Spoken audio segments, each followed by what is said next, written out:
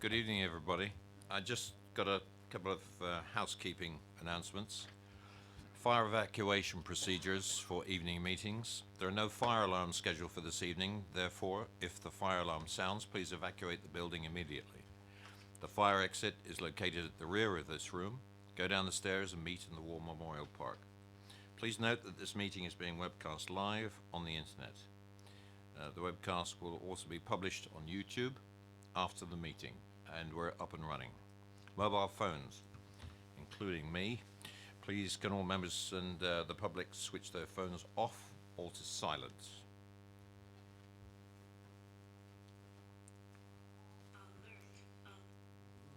Precisely that reason.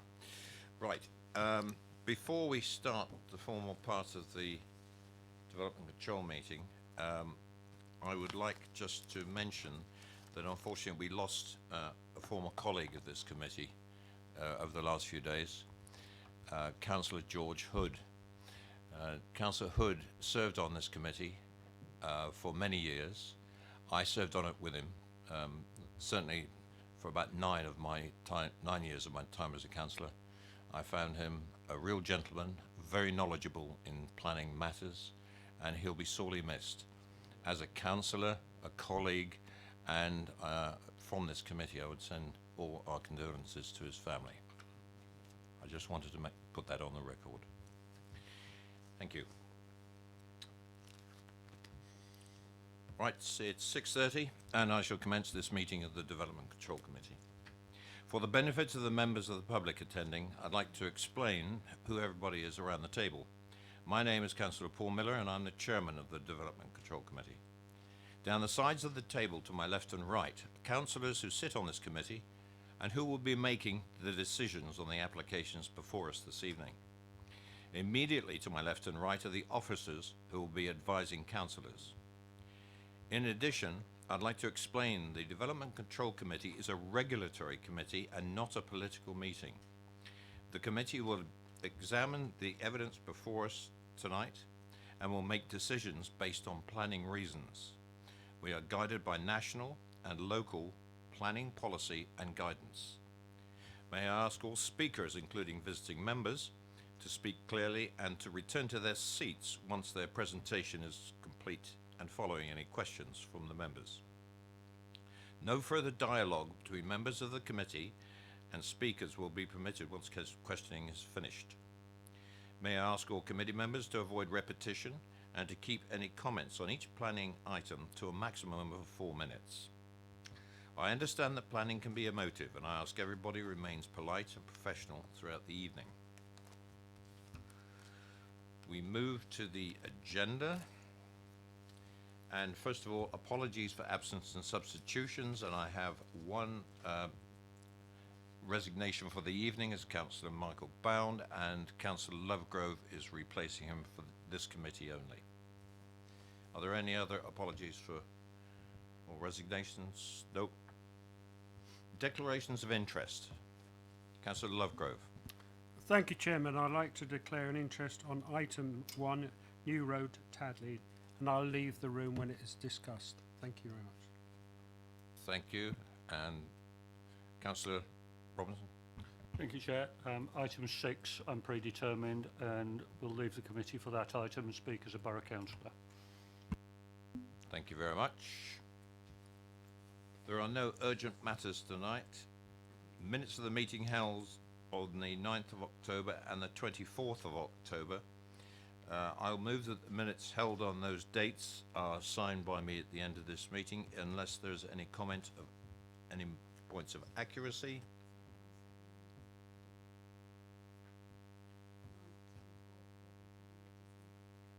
Okay, it's just the 9th of October minutes. The other ones will be addressed in December. Agreed. Thank you very much. I'll do that at the end of the meeting. Applications for planning permission.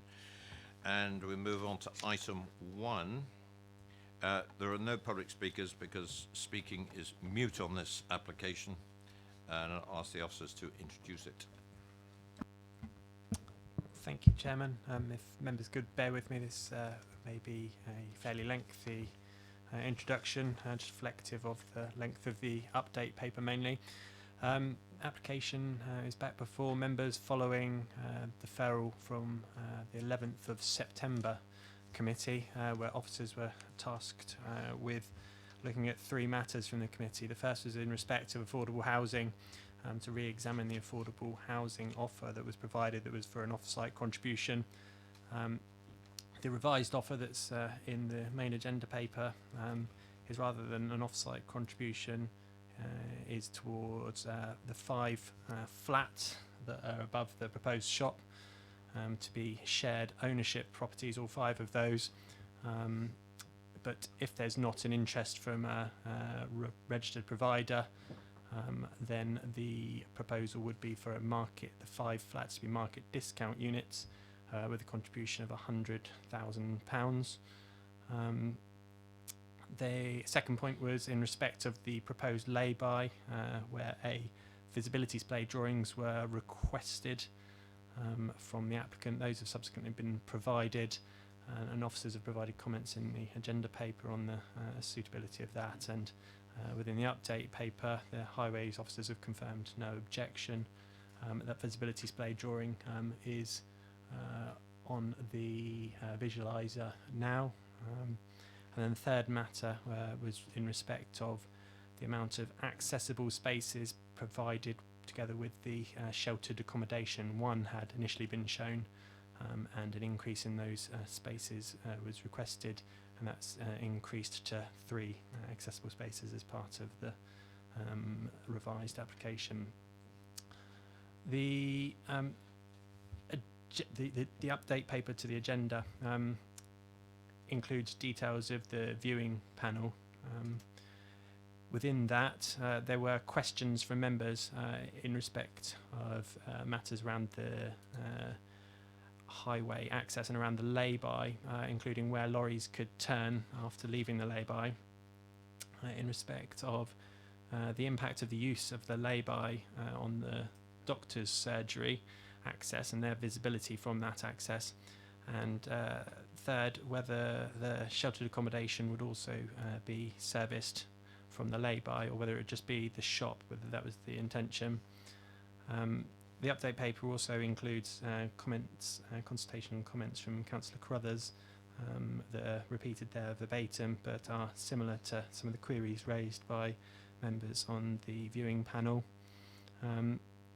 The rest of the update paper, which I'll follow through in a moment, includes the applicant response to those member questions and the highway officer response to those questions, and then the overall officer assessment that confirms the recommendation remains the same in respect to recommending approval subject to legal agreement, but makes some amendments to some of the conditions included in the update, or in the original agenda paper, sorry. So just running through the update paper and those comments, first of all from the applicant in respect to the questions from members at the viewing panel on page 2. I'll just summarise what the applicant has said in response to those questions. So the first comment being in respect of where lorries may be able to turn following their visit to deliver to the site. The applicant has advised that they could use Gutteridge Lane and then turn into Pinehurst Road and then back onto New Road, or alternatively use Gutteridge Lane and then Mount Pleasant, noting that there aren't any weight restrictions on the distributor and local roads such as these. Those comments in response to these questions posed by the case officer are provided verbatim from the applicant. Applicant also notes that there will be a relatively low number of deliveries a week using 12 metre long and 2.5 metre wide vehicles. There'll be between 4 and 7 deliveries a week, and typically those deliveries would last for between 15 and 20 minutes. And also advises that drivers would be advised of the best routes to use. So that's the applicant response in respect of where movements may go following the manoeuvre into the lay-by. In respect to the second question from members in respect to the visibility display, the applicant's agent points to the manual for streets that advises that obstacles to visibility are temporary obstacles, and they don't necessarily result in harm to highway safety, and that some encroachment may be acceptable. And I'll come on to the highway officer's view in a moment in that respect. And they also noted that there are no current restrictions along the road in respect to vehicles parking there, for whether it be for delivery or for longer. And then the third, the applicant's agent has confirmed that the lay-bys would be are intended to be used for the shop only, and could be secured through for deliveries purposes. That is, and that could be secured through a traffic regulation order if necessary. But that the sheltered accommodation, being sheltered accommodation, is in essence similar to flats, and it's not anticipated they would have a need for servicing other than the refuse vehicles, which they had provided tracking for to show that you could turn a tracking vehicle within the site. That's the applicant's response. In respect of the highway officer comments and the officer assessment, is on page 3 of the update paper. The highways officer confirmed that they have no issue with the road routing, but also it's worth noting there aren't any restrictions in terms of the current. This is not from the highway officer, this is the officer update. It's also worth noting there aren't any restrictions on the current A1 use of the site and where vehicles which direction they may leave the site in, and that's unrestricted A1 use. Noted that some reduction in the visibility space from the doctors would occur, but maintains no objection in that respect, and not finding that to be a harmful situation. And then notes that in respect of the servicing of the sheltered accommodation, that it would be unlikely that vehicles larger than the super large refuse lorry that's shown in their tracking diagrams would access the sheltered accommodation site. So the lay-by at the front could just be used for loading and unloading associated with the shop.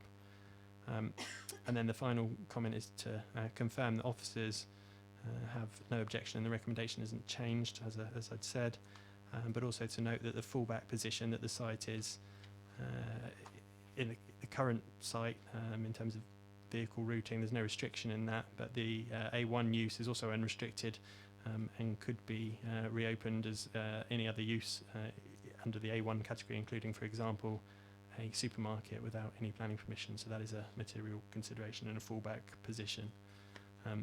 Apologies for the length of the update. There's no further matters to add, Chairman.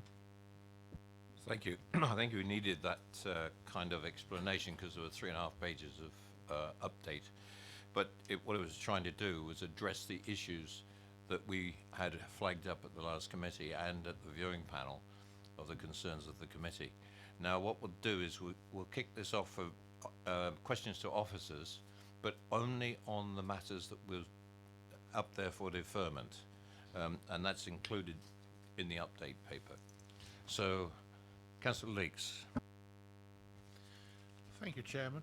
The update paper is a few facts are wrong, in actual fact, because you can't turn right into Pinehurst off of Guttridge Lane, because Pinehurst isn't there. Pinehurst is further down New Road, and you have to go down Barlow's Road, which is a typical estate road with houses. It's also got a nasty kink in it, so you can't actually take a lorry down there. There's a couple of questions on this. Do you want them all? One question at a time would be good. You say in terms of the facts, I mean, the way that it's reported and on page 2 is the applicant's comments in respect to those matters raised by members. So I think the paragraph that you're referring to are the applicant comments. The highway officer view is that vehicles may be likely to that those who do so wish to return to the A340 would probably carry on through Borghurst and return to the B3051, which that's the highway officer comments, that they haven't raised any objection on the basis of. So whilst you've noted correctly what the applicant has said, that's not necessarily the view that the highways officer has taken. I'll have to leave the other bit to debate on, going through Borghurst. I mean, that's even worse, I think. Well, I suppose, no, that's debate, the next question I was going to ask you. At the moment, the lorries that turn up to Reading Warehouse actually turn on site. So that takes away anything about people saying, oh, well, you know, how are they managing at the moment? They'd actually turn on site at the moment.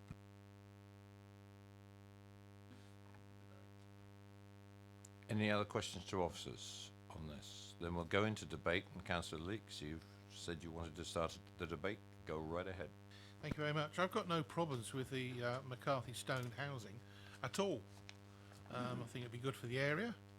But my concerns is this vehicular access to the store, and I've seen big vehicles go to Reading Warehouse and they take up the whole road when they turn in there and reverse round, etc. There was also a comment on the update about the local shop. How do they manage? Well, basically they're not a chain, so they only have small vans or lorries, chunky lorries, but very small lorries. Parking in the lay-by will happen. It will happen because people go to the chemist and the shop and they will park there unless there's something put there like no loading, unloading, or whatever you call it, and that's to stop. And I don't like to say this because I use a blue badge, but that's to stop blue badge users using it, and that'll happen. They'll park there, go to the doctors, go to the chemist, pop into the shop, so that lay-by will be used by other people. And as I said earlier, there is at present no way of going round Guttridge Lane and turning right, because that road, there's another road between there, and it's just like an estate on any of your town roads in Basingstoke. And as for going through Borghurst, that's ludicrous, absolutely ludicrous. There's often accidents around that road. It's just an old country road. You know, you're driving around there and you suddenly come across a lorry. But apart from that, not a bad application. Just if I might, from officers, I'll be with you in a minute, Councillor Potter. You mentioned that the parking could be secured through a TRO. Why isn't it in the application or put into a condition? Why do we have to look at after the fact to go through the process of a TRO, which is very laborious? A traffic regulation order isn't something that's been recommended by the highways officers in this instance, but if members feel that that's something they would like to impose and secure through a legal agreement, that can be imposed through the legal agreement as a requirement to be carried out. Thank you, because I think every councillor in this room has gone through that rather laborious process of TROs. We get there in the end, but it can take many months. But we've identified this as an issue here, both in the previous committee meeting and on the viewing panel. So we'll come to that in the summing up. Councillor Potter. I think supporting the views of Councillor Leeks, if I might, certainly the application broadly I think is acceptable, and I think the applicant's made some efforts to moderate and change things in the way that we were talking about at our last meeting. But this whole issue about the lay-by for delivery and the way delivery lorries would then leave that just seems to me to be quite a big issue, really. I'm sure the residents of Guttridge Lane and Barlow's Road and Pinehurst will be thrilled about the prospect of 40-foot long, 8-foot wide lorries going through that residential development with all the on-street parking that exists there. Some of the time, I think, quite frankly, from my own observations, it would turn out to be impossible. I mean, you know, these are relatively narrow residential roads, and to encourage that sort of circulation, as I say, of 40-foot long, 8-foot wide delivery lorries just seems bizarre to me, really. And for the highways officers to be relaxed about that really does dismay me. And similarly, the alternative route, as Councillor Leeks again has said, going through Borkhurst and returning via the B305 one again. I mean, this really is a bizarre proposal, I think, for those sorts of lorries. The problem occurs, obviously, doesn't it? And end of story, really. This is part of the application. It's integral. But the fact that this commercial unit, this shop, is being suggested within this development is what is causing the problems here. It's a great shame, I think, really. And the impact upon the local shop as well, which we heard lots about last time, cannot be underestimated. And although we've got no way of dealing with that, I think, in terms of sequential consideration, I think that is a great shame. But I think the highway hazards that could be created by this lay-by for delivery, I mean, talk about stating the obvious, parked vehicles are temporary obstacles. Yeah, of course they are. I've never heard them described as anything other than that, really, but for the time that they are there, it will impact upon the visual benefits, the sight lines, etc., from the surgery, and there's no doubt that the way that those lorries then will be having to go is a substantial distance up New Road and then turning right into Guttridge Lane is going to have some impact on the local community, and I think it's a quite stupid proposal, quite frankly, in regard to the way this problem can be mitigated. Thank you. Anybody else? Because I'm going to... Oh, Councillor Westbrook. Yeah, I was just, Councillor Potter said everything I wanted to say. The only thing I would say is that you're talking about a 20-minute duration of a vehicle of that size. And I think one of the things we did notice was the amount of vehicles that came in and out of that GP surgery, some of which have to go across 2 lanes. I just think that is really, really dangerous. And I mean, I'm not sure whether an on-site visit was carried out by the highways or whether it's a desktop process. But, you know, actually visiting on site there, we could see what sort of problems that's going to cause. And to me, it might be temporary obstacles and it might be restriction every now and again, but it's a problem.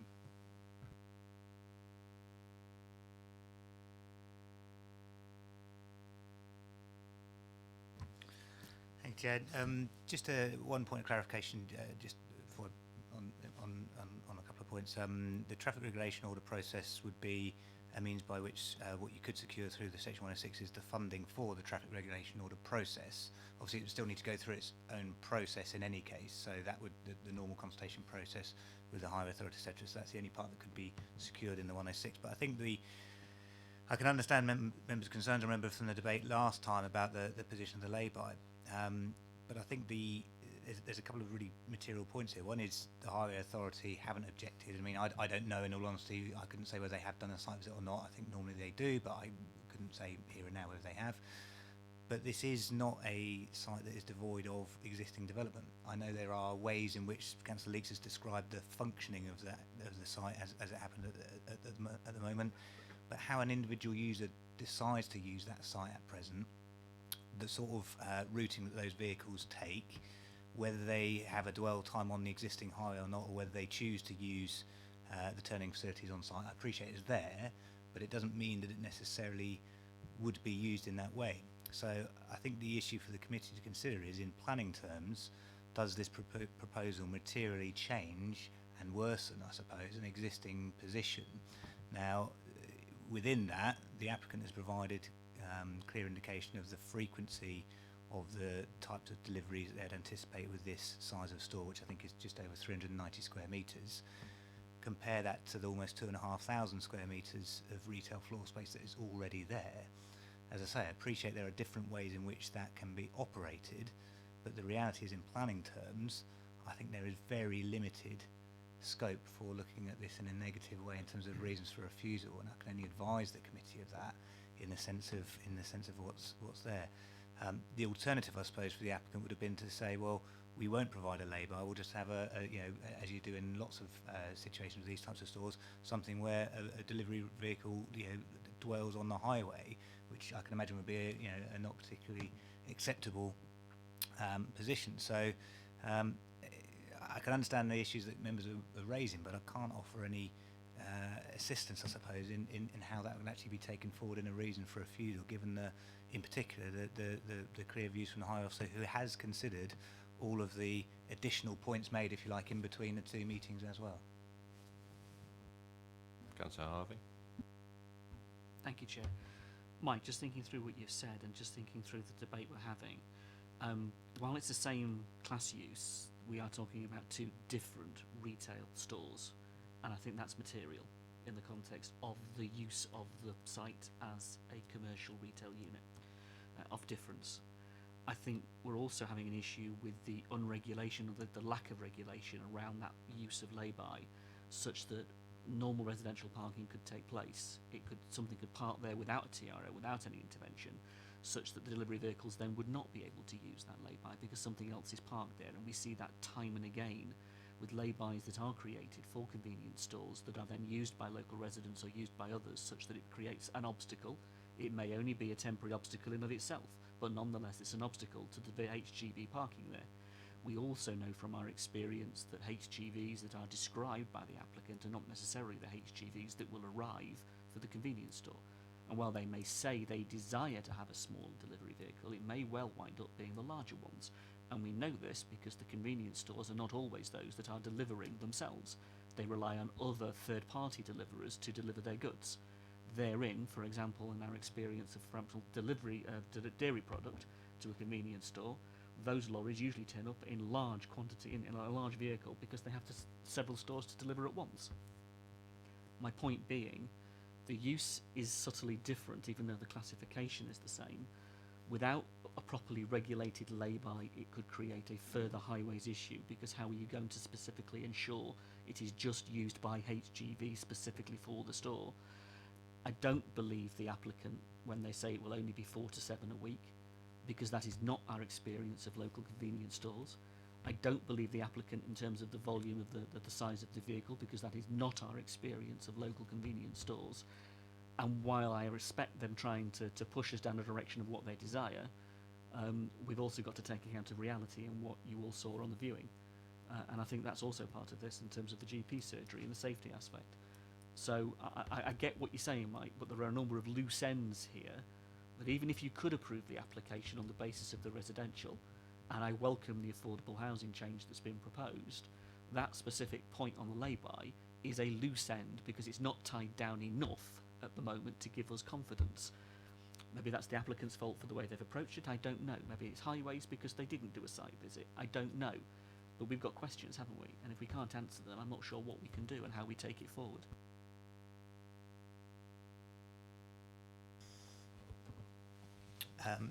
Entirely agree on the point about the different types of retail.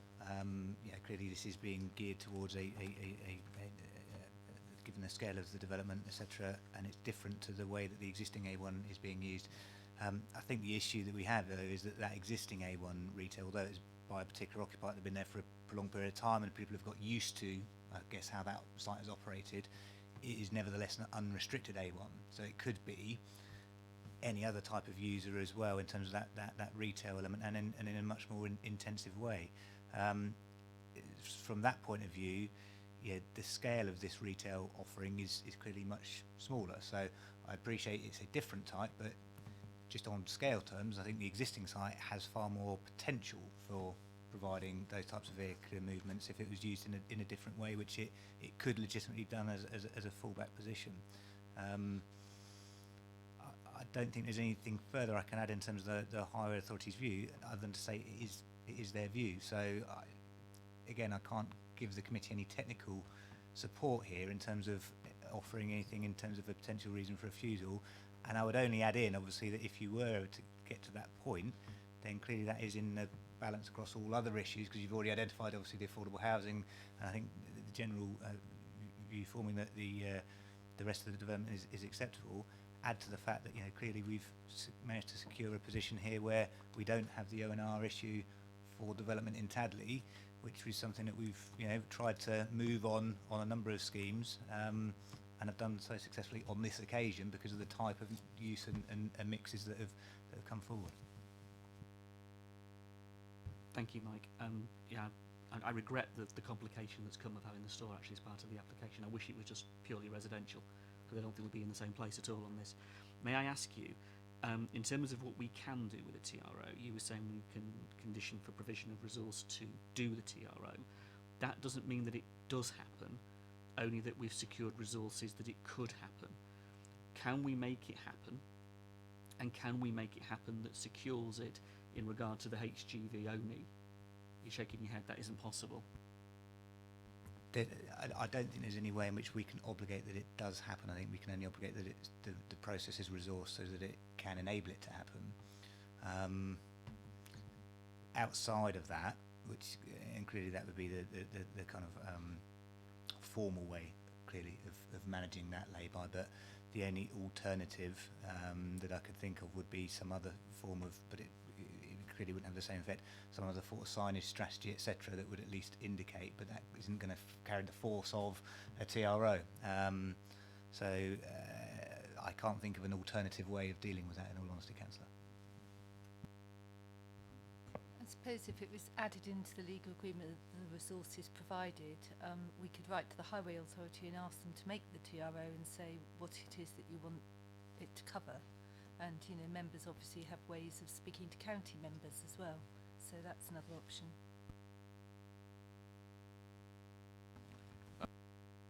We're still in debate. Councillor Potter, I believe you wanted to speak. I just wanted to clarify something, if I may, Chair. I think the legal officer's comments are very helpful. Thank you for that in regard to the TRO. I just want to be absolutely sure that I heard it right, really. In regard to these delivery lorries, which were quoted, as I say, repeating the point, being 40 feet long, 8 foot wide, and possibly even larger on occasions, the advice given to the drivers is going to be, in terms of your exit, it's going to be to go up New Road and either continue on and go through Borghurst, or the other alternative, the one that we've quoted, go along, turn right into Gutteridge Lane, and then Barlow's Road, Pinehurst Road. That's actually going to be the advice of the alternative routes given to them, is it? Because in regard, I'm repeating myself, I know, but the Gutteridge Lane residential area, I just find that incredible, really. These are, you know, you've got to go up there and see it. I'm sure you know it far better than I, really. But the idea of some fairly large delivery lorry zigzagging its way along those roads, in and out of parked cars, just beggars belief, really. And if that is being promoted as the advice to be given to the delivery drivers so that they can change direction and go back the way they came, I mean, this is pretty ludicrous, I think, in the circumstances. And the residential area is going to be badly affected by that, even if it is only 7 times a week.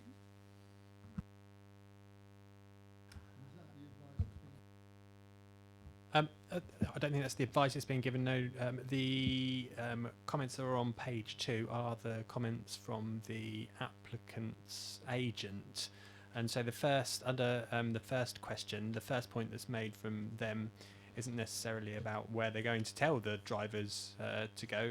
It appears to me that what they're trying to say there is that there are options for vehicles to be able to turn rather than turning on site, and they're the options that they have immediately identified. That's not the same necessarily as if the scheme were to seek approval and then to be operated by the co-op. The third paragraph under the first question from them is, I think, a separate point that the delivery drivers would be informed of practical matters such as best way to access the site. So I think the first point is just that they are noting that there are alternative ways to turn rather than on the site, and the final point is just a matter of fact as to what happens for current delivery drivers, that they are informed of practical matters, which includes ways to access particular development sites.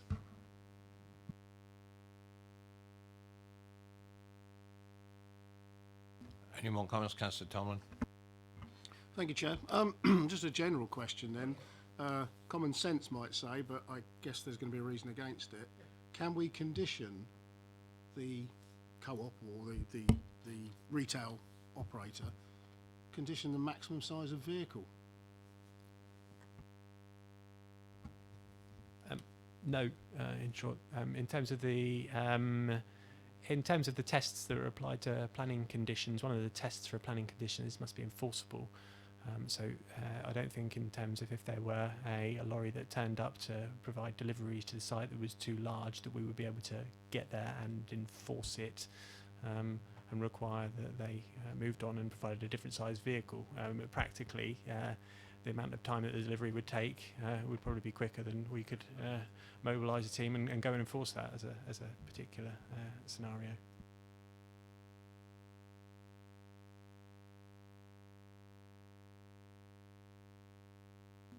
Councillor Robinson. Thank you, Chair. Up until 2 years ago, I ran a retail outlet and I had no control whatsoever of what vehicles delivered the goods to me. One day it'd be a short 3-tonner, next day it'd be an Arctic. But I've got Google Maps open in front of me and I'm just looking at the options for turning a vehicle round, and every single one of those roads is either a country lane or a residential road. I cannot see a viable route for a lorry to turn round other than reversing back onto the site and actually doing a 3-point turn there and then outside the shop. So it just doesn't make sense to me. Thank you.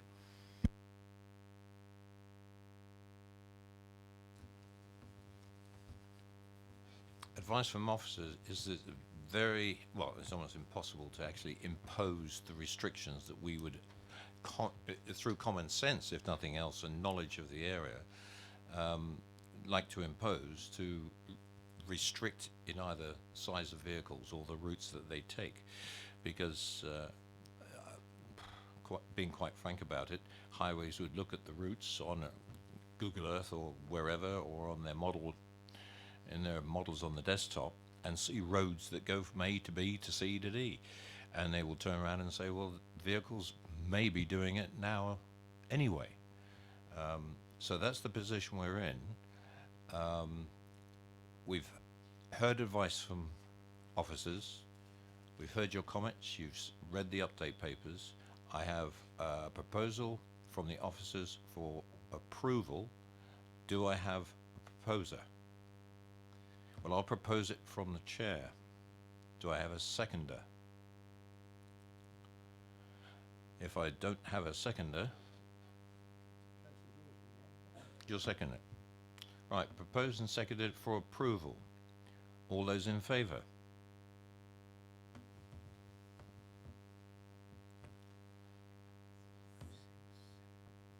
All those against?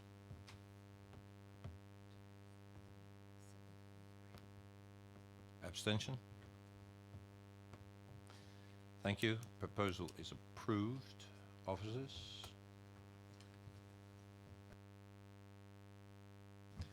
Thank you, Chairman. Just to confirm that that is approved in accordance with the officer recommendation.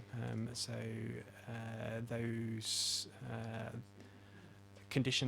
the conditions as per the agenda paper, but also the updated conditions in the update paper, but also delegated to the Head of Planning and Infrastructure in terms of entering into a legal agreement to secure the on-site affordable housing as set out in the agenda paper, but also to secure the funding for a traffic regulation order to be investigated. Thank you, Chairman. And a letter to the Highway Authority to confirm the expectations in that regard. Very much. Item 2 was withdrawn from the agenda, so we'll move on to item 3. And if I could ask Councillor Faulkner to come forward, please. Now, I'll explain. If we look at the update paper, public speaking is mute. However, Councillor Faulkner did not have a chance to speak at the previous occasion when this subject was before the committee. So he speaks in this committee as a ward councillor. Just hang on a second and the officers will introduce this application. Thank you, you, Chairman. So this is item number 3. It's for the change of use of an oak frame barn to a 2-bedroomed holiday home and associated works. This application was before the committee members on the 9th of October and was deferred. The applicant was asked to confirm the intentions of the application, and since that meeting they have confirmed that they wish the application to be determined on the basis of the application being for a 2-bedroom holiday home, and no additional information has been submitted by any party since that meeting. So the application is recommended for approval for the reasons that are set out on page 92 of the agenda. Thank you very much. Councillor Faulkner, you have 4 minutes. Thank you, Chair. Good evening, committee. I welcome the opportunity to return. I shall be supporting the objectors and the parish council in their request for a refusal. Okay, I'm always troubled by applications where preparatory work has taken place over a period of 18 months or so, and namely woodland clearance and trench digging for utilities. And I'm also troubled by the enormous shipping container, which I believe should be removed regardless of the outcome of this decision. And I can't comprehend the thinking that went into the action of putting it there and how indeed it got there in the first place. Quite simply, this woodland overlooking the Bourne Valley is in a really lovely part of the AONB, and it's not appropriate for development, and I believe the NPPF supports that view. The location and purpose is contrary to the St Mary Bourne Neighbourhood Plan, and in August this committee rejected a 3-bedroom dwelling at Butler's Farm down in the valley, even though I supported it, as it was not a redundant farm site nor in the village envelope, which is part of the neighbourhood plan. And frankly, this application has much less to commend it to that one that you previously turned down. Now, there are strong environmental reasons why the neighbourhood plan does not want to turn the Bourne Valley into a holiday place. The Bourne rivulet is a delicate chalk stream, and parallel to it is the Winterbourne stream, which arises only in the spring. There's quite a history of flooding in the valleys. 5 years ago it was extremely serious, and when that happens the sewage tends to overflow as well. Now if any of that gets into the Vita-crest, watercress beds at the border of St Mary Bourne and Hurstbourne Priors, then that factory has to close for 10 months because that's the requirement to decontaminate contaminated watercress beds.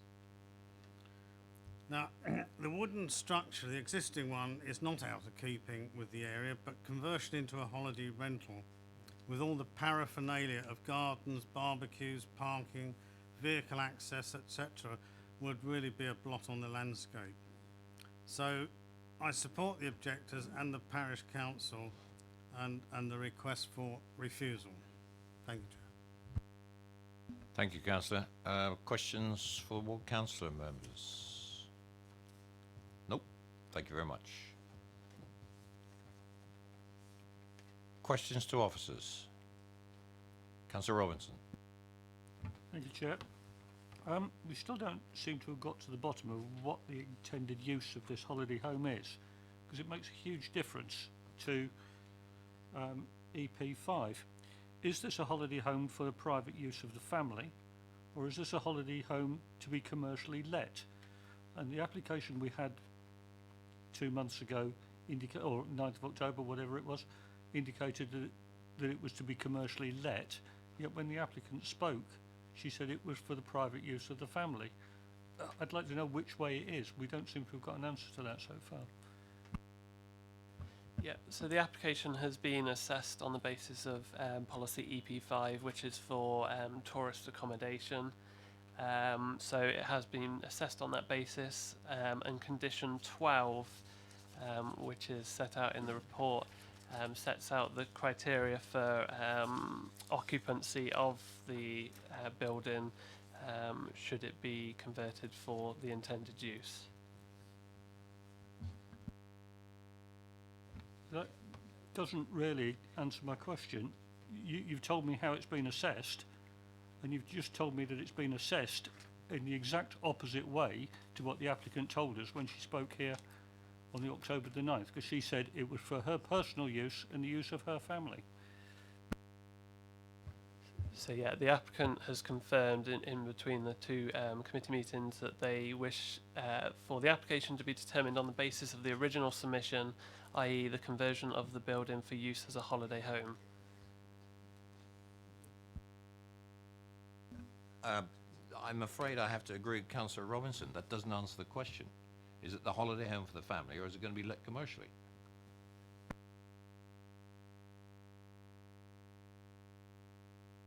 Chair, I think it's clear that the condition would allow it to be let commercially.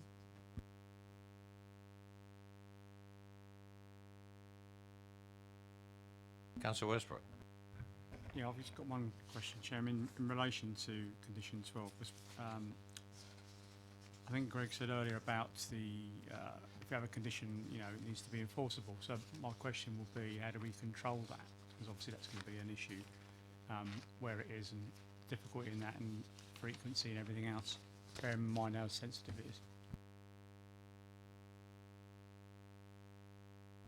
Yeah, I suppose the control would come in respect of the register of occupiers that needs to be kept.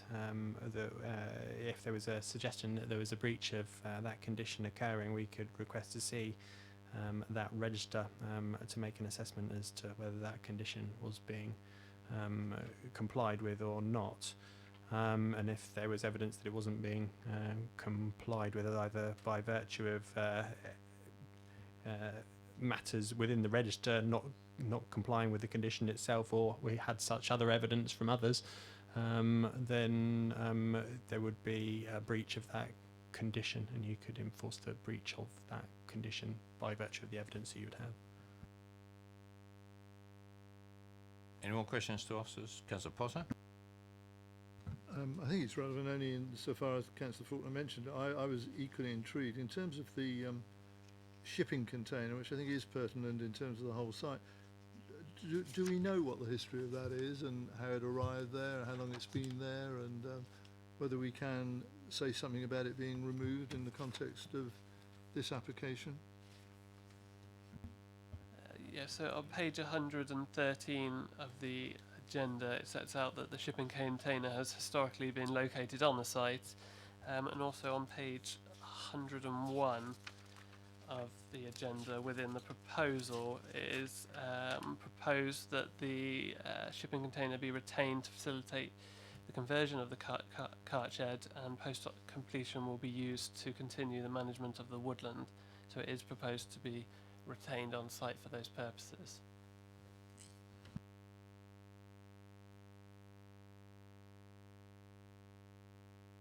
Debate? Do we have any offerings for debate? If not, I'm going to move this from the chair. Do I have a seconder? Debate? Well, come on, because I want to move this on. Thank you. I'm still mystified on this one of the proposed intended use. Yes, it's been judged, and it has got the ability to be used as a commercial let property, in which case it complies with EP5 because it contributes to the rural economy. But the applicant clearly told us that wasn't the use she intended to use it for. So I'm in a position where, not knowing what the intended use is, how on earth can we make a decision on this? I think the applicant has confirmed that it will be, or she is going to use it for commercial purposes between the committee, and I think you have to rely on what she says, really. And bearing in mind the condition that has been identified to monitor the situation, and appropriate action be taken if that is contravened. Councillor Tomlin. Very briefly, Chair, thank you. Can we condition the removal of the container as part of this application, as it's not an appropriate building in the countryside or whatever? Thank you. No, you can't. It's part and parcel of the applicant's proposal. for the retention and use of it, both for the holiday accommodation and for the continued maintenance of the land. So if there was a in principle objection to that, I suppose you'd be refusing the application on the basis of the retention of the shipping container. I've moved it for approval. Do I have a seconder? No seconder. Councillor Swin-Goodison. Been properly moved and seconded for approval. All those in favour?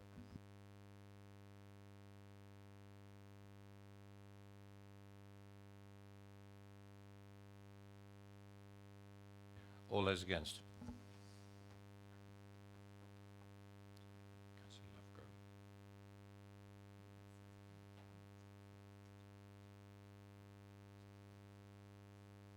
Abstentions? 2 abstentions. Motion's carried. Officers? Yeah, just to confirm, the application has been approved, subject to the conditions listed at the end of the report.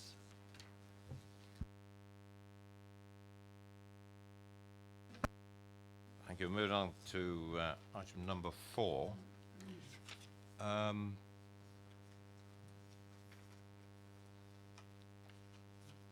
Mr. McManus, please.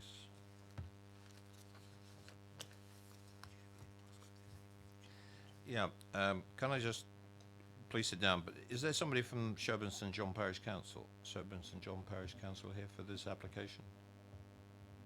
Nope. Okay, sit tight. And we'll just get the officers to introduce the application. Thank you, Chairman. It's an application for a change of use of a dwelling from residential use class C3 to a house of multiple occupation use class C4 at 2 Barrington Drive. There is an update to this application which provides details of the viewing panel that were held at the site, and members may also have noted that on page 125 of the agenda, the reasons for approval 2 and 3 had part of the text missing, so the text is for reasons for approval 2 and 3 is repeated there within the update paper. Thank you, Chairman. Mr. McManus here, 4 minutes. That's it. Thank you, Mr. Chairman. So this is my first planning committee, so apologies if anything I say is against the rules. Thank you for hearing me speak, Mr. Chairman and members of the committee. I'm a single professional. You don't know me, so I'm a single professional that worked for a company in Basingstoke called New Voice Media. It's been one of the European tech success stories in the last 4 years. Worked very hard. I'm 29 years old and saved up for a property which I could rent 2 rooms in. And I believe from renting myself, a lot of people across the UK, not just in Basingstoke, would normally let a property almost cash in hand, especially for just 2 rooms. And I've actually gone completely, I've gone completely by the book.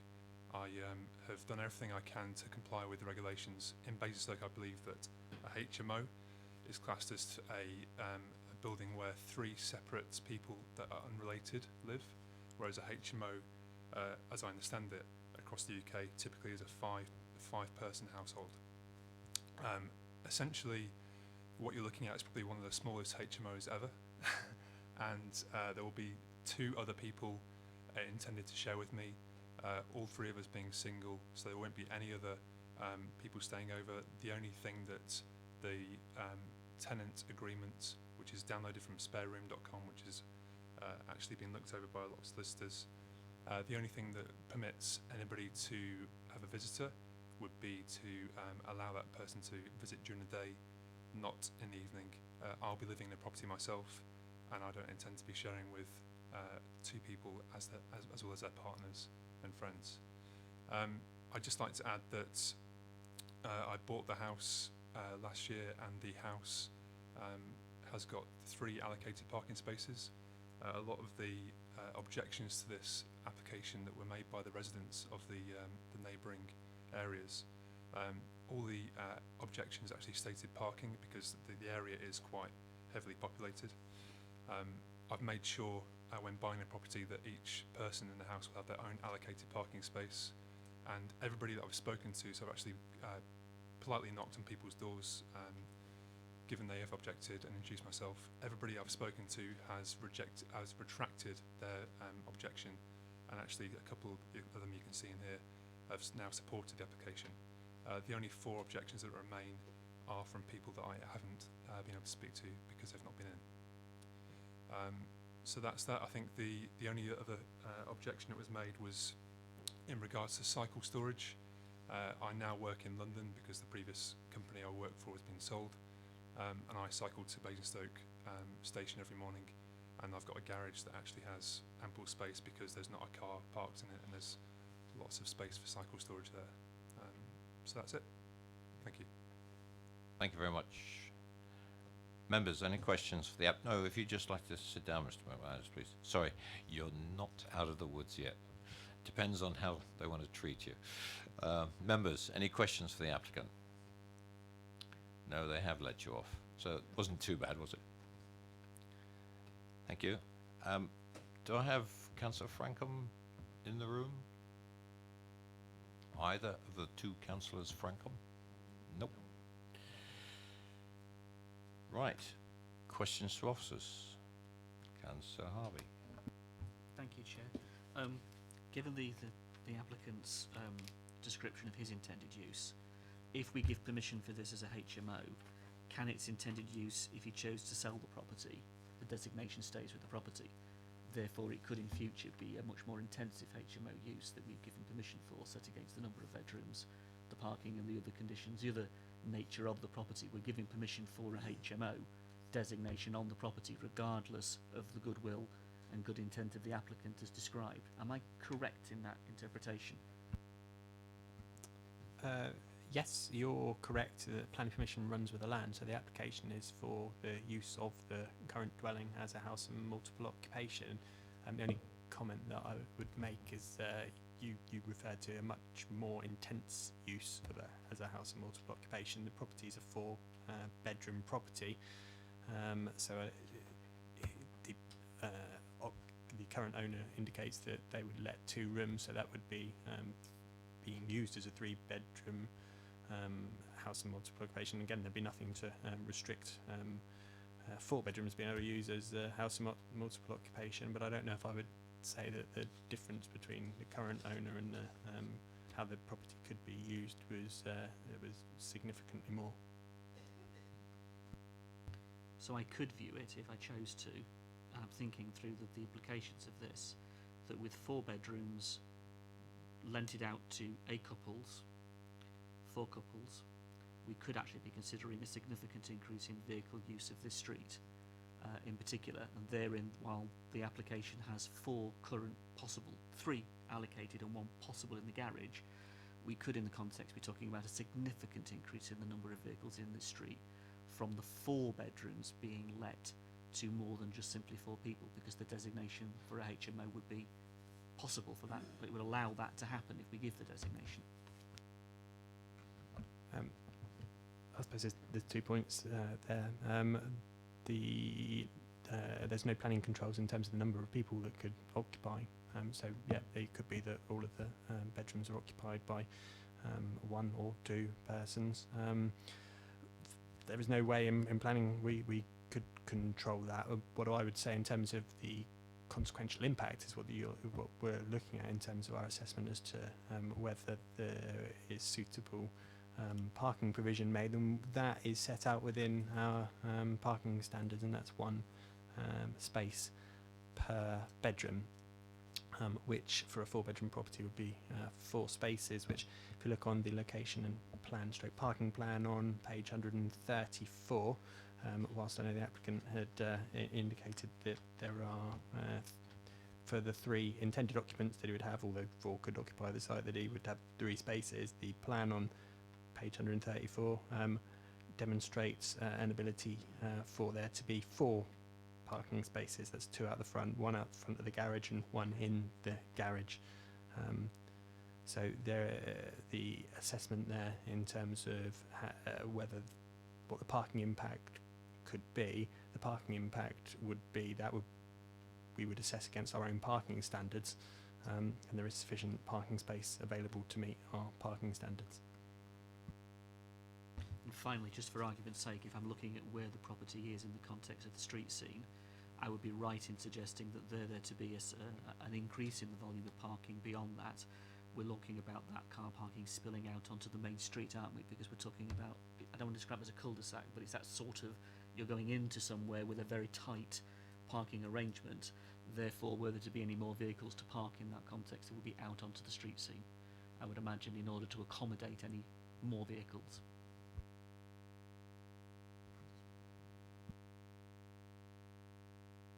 No, I mean there are 4 parking spaces provided in terms of where a visitor might then, in addition, come and park.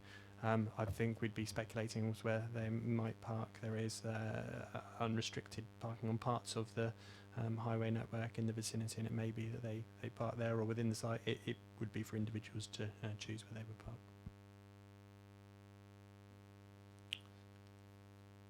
Debate? Councillor Potter.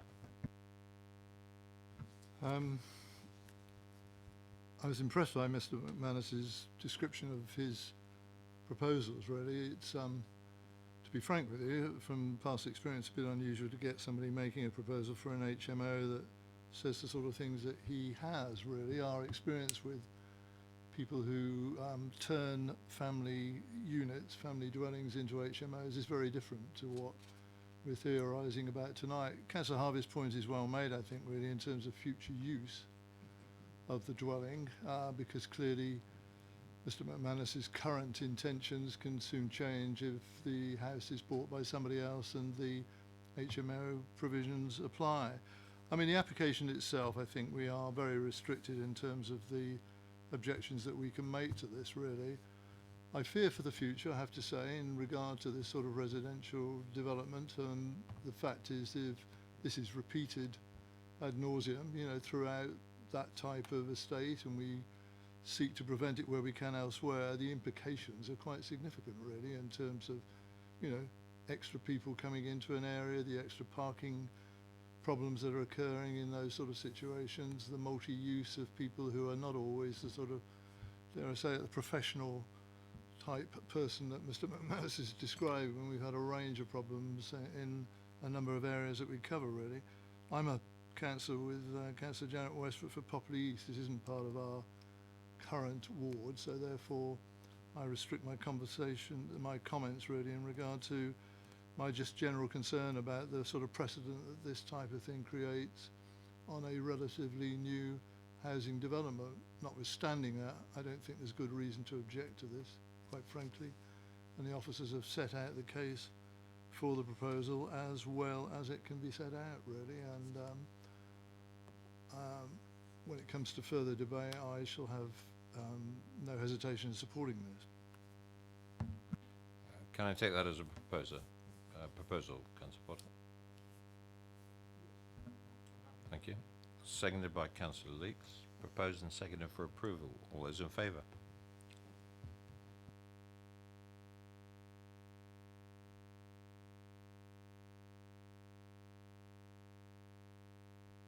Those against? Abstention?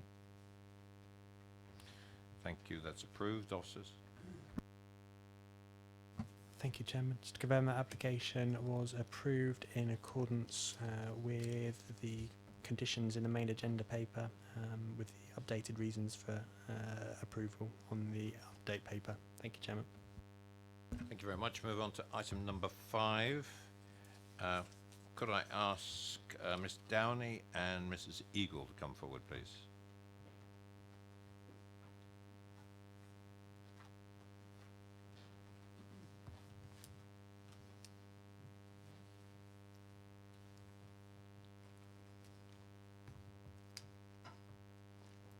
And if you just sit tight, I think you've got the routine. Yeah, they're going to introduce the application, then I'll come back to you. Officers?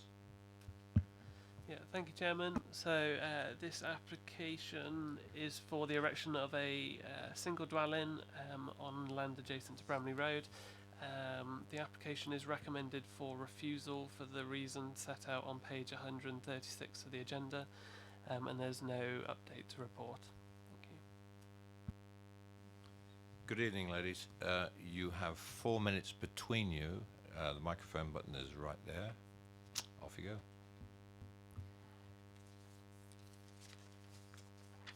Thank you for giving me the opportunity to present our case in this application. By way of introduction, I'd like to specifically remind the committee that the officer is in agreement with a number of points, including the design of the dwelling is considered acceptable, and I quote, would not cause significant harm to the local character of the area or landscape.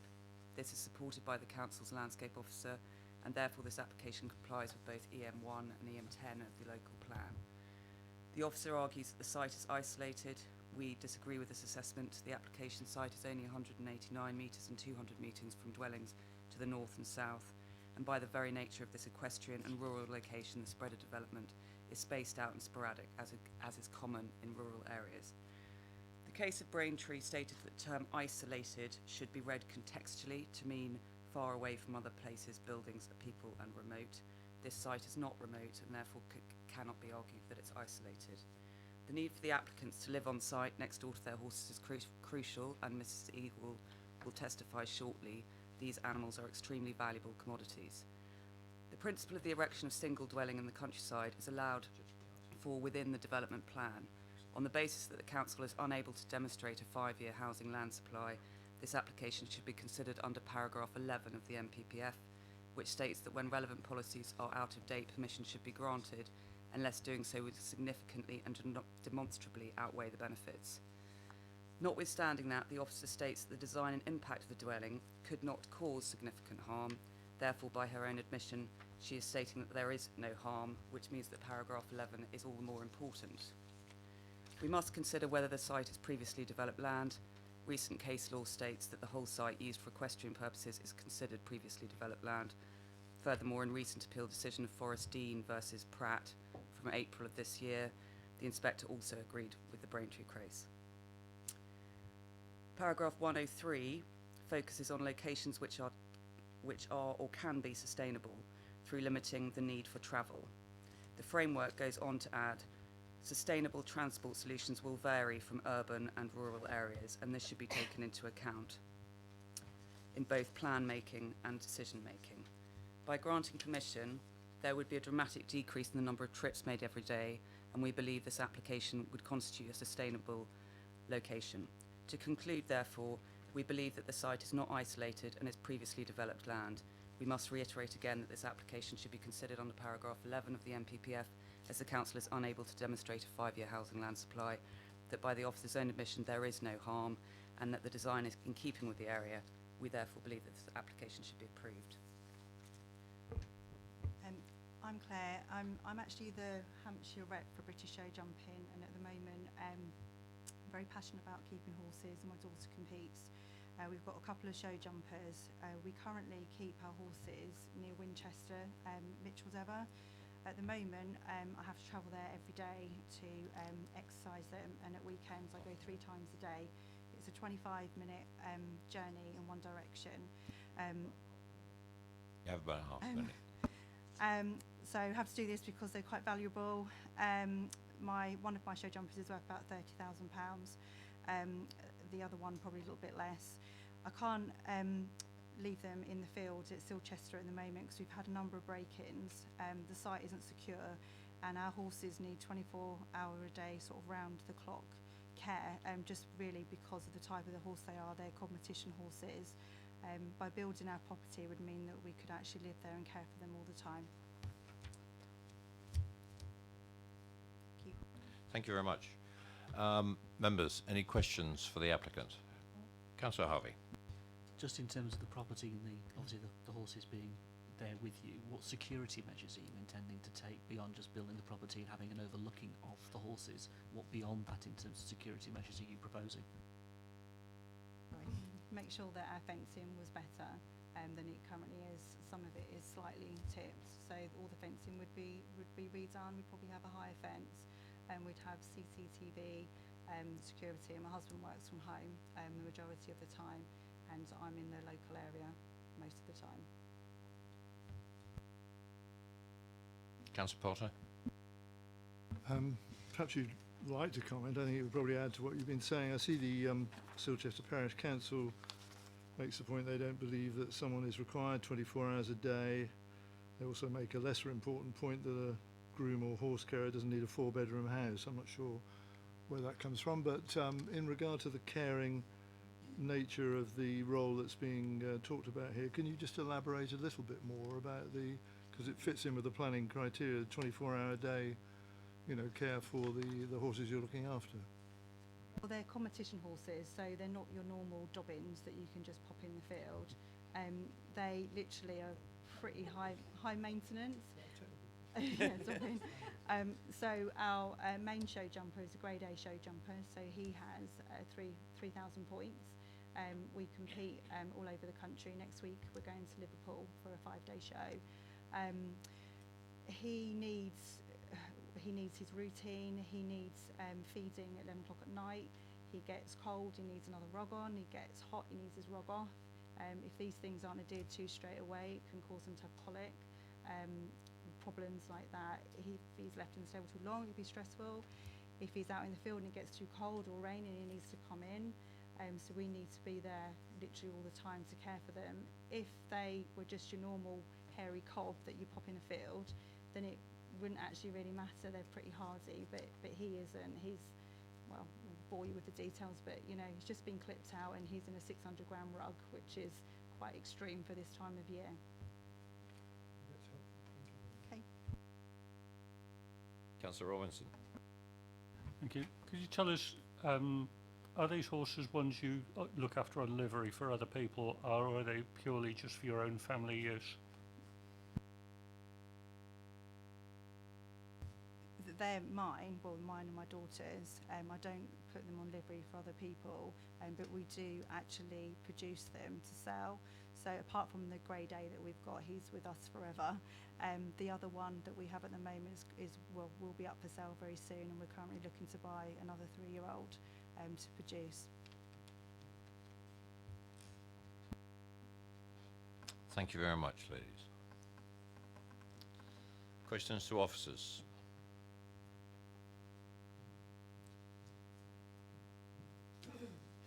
Councillor Potter. It's on the same area that I was talking to the applicants about, really, Chair, in regard to the position adopted by the officers regarding this application. And it's consistent, I think, with what the Silchester Parish Council said in regard to their objections, really. But in terms of the need of the applicant to be on site during any 24-hour period, and no alternative suitable accommodation available in the locality, and the business itself linked to this new building must have been viable for the previous 3 years. In terms of what the applicant has provided in terms of evidence thus far, are you content that those criteria can be met or can't? I mean, some of the evidence we hear, I think, appears to be conflicting. Yeah, just to confirm, as set out on page 140 of the agenda, limited information or no information has been submitted in regards to the need meeting those tests as set out in SS6, for example. And if you look at the final paragraph of the essential need section, it's considered that inadequate level of information has been submitted with the application to demonstrate that there is an essential need for the dwelling on this site. This hasn't been assessed professionally by a consultant, as the information required to meet these tests haven't been submitted by the applicant. So that's not been part of this assessment. Yeah, we're in debate technically, Councillor Potter, but no, it's. I think a comment should be that I'll make from the chair. Evidence submitted verbally on the evening is not really evidence, just as the officer has just described, because it has to be fairly robust and analysed. But you can continue a debate if you wish. I guess it does go under that heading. Forgive me, Chair, in terms of the sequence of things, really, but it just seems to me, if there is some deficiency, and I don't put it down to our officers, by the way, in this regard, in terms of the information that might usefully be made available, then I think I'd like to hear it, that's all really. And I mean, if there is a case to be made, I say it no more, I think no more subjectively than that, and I'd like to think that it has been made properly. And if that could make a difference to the way that we're entitled to consider this application, then I'd like to hear it. Now, if that meant a deferment of this application subject to that information being provided, then so be it. I see little concern in doing such a thing really, rather than seeking to do it on the cuff tonight. I'd rather it was provided properly, and we could do that by way of a delay, I would have thought, in the process. I think this application isn't made on the basis of SS6 and need. It's for a single house in the countryside. If they wanted to make an application based on need, they should put in a further application. I understand the legal officer's point on that. It's absolutely right, of course, really, but there's some flexibility, it seems to me, in terms of SS6 when we look at this many a time, really, and which of the subsections does it go under. But it does seem to me, and I don't want to prompt this, but there is a potential argument to be made in that regard. And if that satisfies one of the subsections of SS6, it seems to me there is no harm in that, if there is merit in the application. Now, that's for the applicant to determine in due course, isn't it?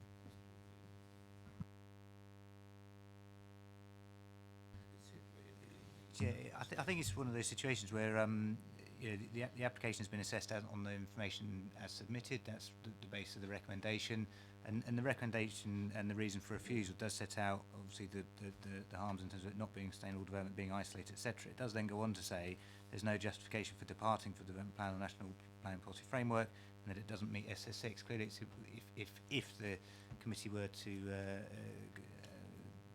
refuse the application, then clearly it's within the applicant's gift to reapply and come in with that additional information to address that reason for refusal if they actually felt that there was more information that could support an alternative view, if you like, that would then provide that essential need. But as submitted, simply the information hasn't been there to get us to that assessment.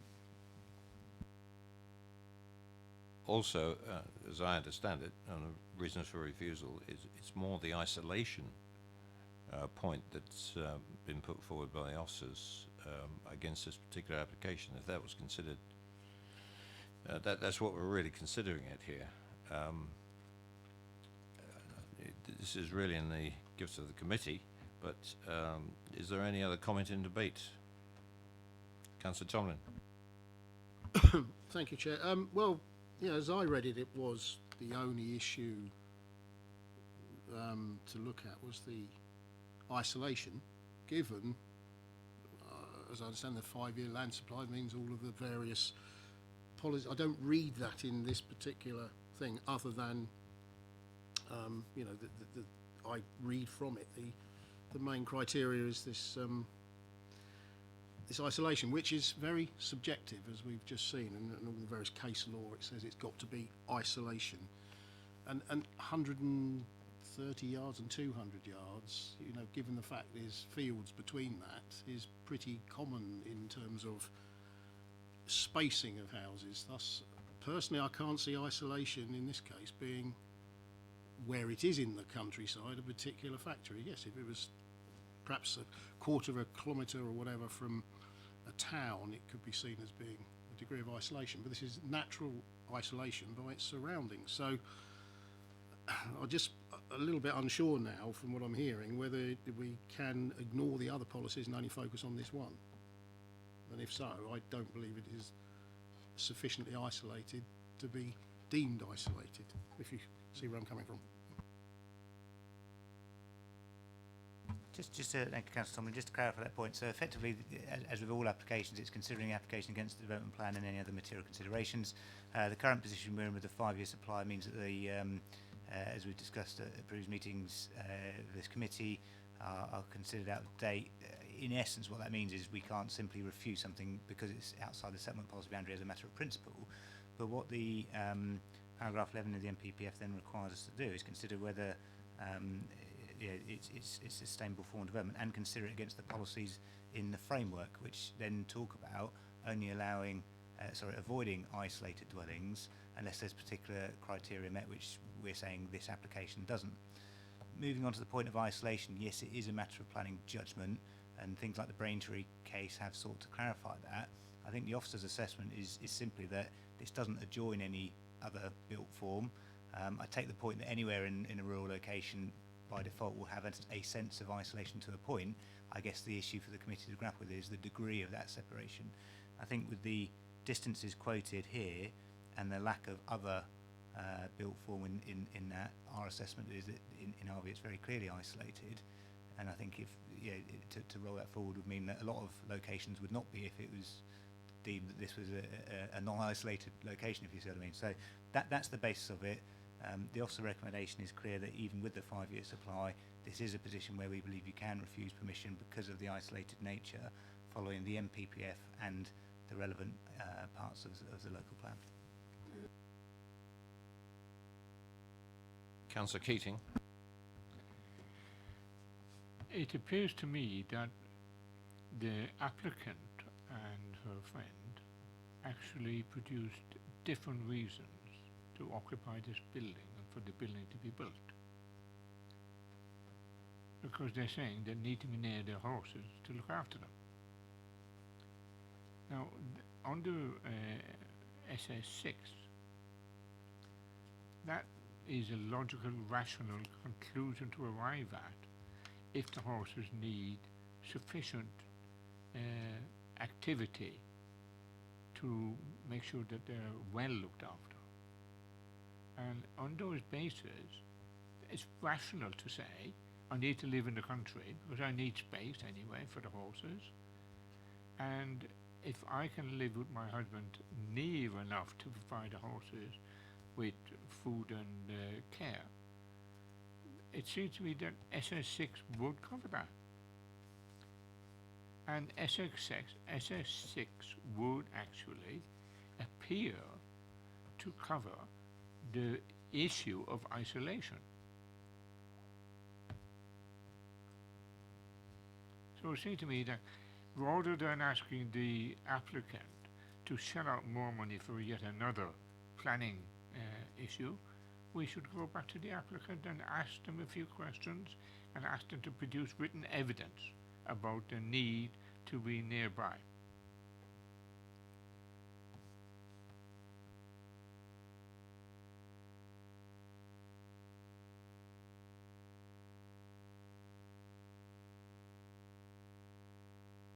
Anybody else contributing to the debate? Because I'm going to try and sum this up in a minute. Councillor Robinson. Thank you, Chair. I really support Councillor Keating's view that we need to go back to the applicant for more information on this, because what SS6 says is that it will be allowed for a viable agricultural or equine business. And it then goes on to say that the business has got to be viable for 3 years. Well, we don't have that information. I'm not convinced that they're running a business at all. If they're selling the horses, maybe they are. If their main thing is to have them socially and selling as a side to that, then it's not a business. And I don't know which it is at the moment. I think, unfortunately, we don't have enough information at the moment to decide whether it's a business and whether it is covered by that part of SS6, which is SX6F, or not. So I move that we defer it for more information. Thank you. Right, I've got to move for deferment. Councillor Harvey. Thank you, Chair. I hear what the officers are suggesting in terms of the use of SS6 in the round to assess an application, and then the 5-year housing land supply and the implications for that. Therein, we are debating the singular word isolation and what we understand that means. And when I look at page 141, and you look at the debate that's been had, let alone on the 2012 NPPF and the new NPPF, the issue becomes one of what is, in my mind, what is and what is not far away, because those are the specific words that have been used by inspectors and judges, far away. Could it be argued that a dwelling that is 189 metres away from this proposed dwelling is far away? Is the context we've got to judge it in, and I'm struggling with that. We've done it on other applications where it's been argued, no, that isn't. We've kind of had our cake and eat it on other applications. I'm just looking for some, it's the age-old routine, isn't it? Let's be consistent at being inconsistent. Is 230 metres far away? And again, I'm struggling with that concept on this application, on the basis that there are dwellings, residential dwellings, within, I think, a reasoned distance, a logical distance in this argument. So, if I'm looking at Judge Limblom and what he was suggesting, I think there's an argument for approval on that basis, and the housing 5-year supply that kicks in. That's what I'm grappling with on this. Put the SS6 to one side, because I think there is justification under SS6 with the evidence, even if it's just verbal, that's been given this evening for us to consider that. But I take officer's advice that we can't. So at the moment, I'm struggling with that notion of what is far away. Understood. Thanks very much. Councillor Keating, did I gather that you wish to second the motion for deferment? Would you please confirm that through your microphone? I do second the proposal to defer. Thank you very much. It's been probably moved for deferment.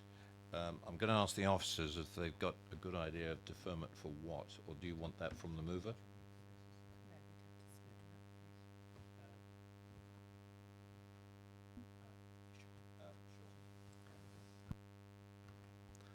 I understand that the committee will be looking to defer the item for the applicant to seek to provide additional information in their application to provide details of an essential need for the horse breeding, training, livery or equivalent rural business. Under policy SS6F. I'll ask the proposer, is that the essence of your proposal? Been properly moved and seconded for deferment on that basis. All those in favour?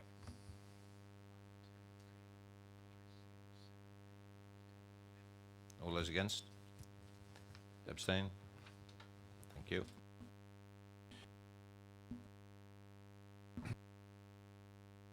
Officers? So that application has been deferred to seek clarification and further information on the central need as highlighted by my colleague. Right, move on to item number 6, and could I have Mrs. Shakespeare, please?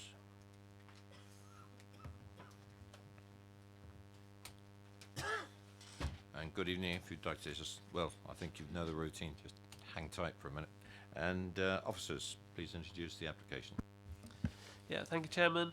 So this application is for the demolition of the existing barn, garage and pod cabin, an office, and the erection of a terrace of 3 two-bedroom dwellings with access, parking areas, landscaping areas, and refuge, etc.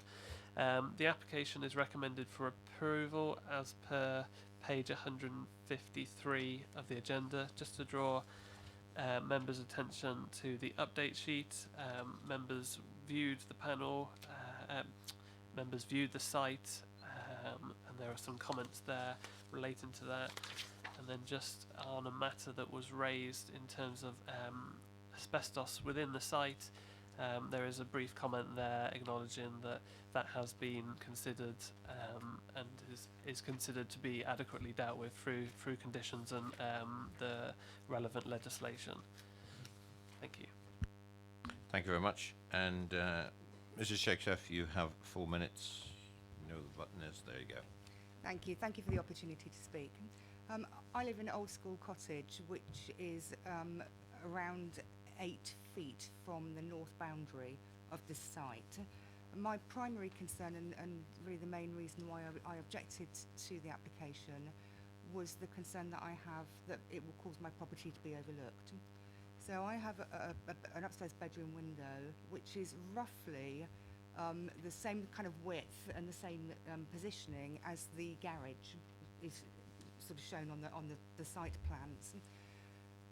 Because the proposed houses will be much further forward in the site than the existing workshops, I feel that all of the front windows, the upstairs front windows of the houses, will be able to see directly into my bedroom. and that's my primary reason for objecting. I saw in the committee report that privacy had been considered, but it didn't seem to have considered the privacy to me. It considered the sort of privacy of the houses at the back and of Sheridan House itself, but it didn't seem to make any sort of comment as to the extent to which I feel I will be overlooked. So that was the sort of primary reason, sort of concern that I had. The other concern that I have is really the view from my garden, if you like. Although my garden sort of looks over the side elevation of the existing workshops, the structure is so overgrown with ivy and brambles, actually I can't see any of the structure at all. So when I'm sitting in my garden, all I see is green. And in my opinion, the plans showed little allowance for trees or screening along the side elevation, and so all of a sudden, if I'm sitting in my garden on a summer's afternoon, I go from looking at, birds nipping in and out of the ivy to looking at a hard side elevation of a house, and so again, I feel that there isn't sufficient provision made for screening or for sort of natural landscaping on the site. Thank you. Fine, if I could ask you to turn the microphone off, please. Thank you. It's because you mute out all the others. Mine doesn't. But there we go. Questions to Mrs. Shakespeare? No. Thank you very much. Mr. Whiting and Mr. McClellan, please.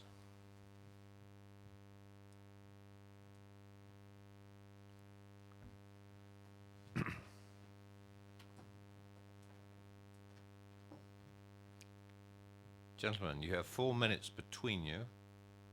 Off you go. Thank you, Chair, Councillors, for the opportunity to address committee. I'm the agent for the application.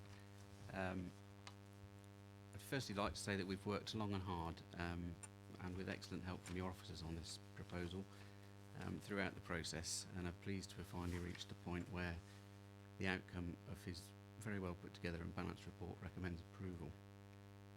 There is no question that this is a tightly constrained and difficult site to develop, given its situation and the wide variety of constraints, including asbestos and contamination, its physical boundaries and the setting, which we had to address each of those to reflect its prominence in the village and its visual impact in heritage impact terms.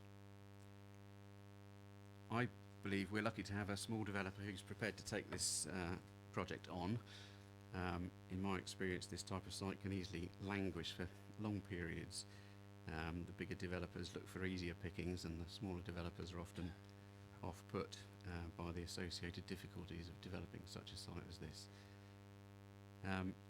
To retain the scheme viability, it's inevitable that any design solutions here will, somewhere along the line, need to accommodate some areas of compromise. But this needs to be weighed in the planning balance overall, and I believe that Mr. Stock's report before you does this in a very well considered and sensible way. And we're also grateful for the support for the application from the Parish Council. The resultant scheme is now able to bring considerable benefits to this heart of the village site. It provides small, self-contained cottages of a size that responds directly to the village's own identified requirements set out in its adopted neighbourhood plan. It provides a considerable visual enhancement, replacing an unattractive barn which is now seriously compromised, with a small run of attractive and discreet brick and tile mews cottages, located ideally to take advantage of all the village's services and facilities that fall immediately to hand. The new build footprint here is largely dictated to by the need to provide for parking to the front and turning and refuse areas.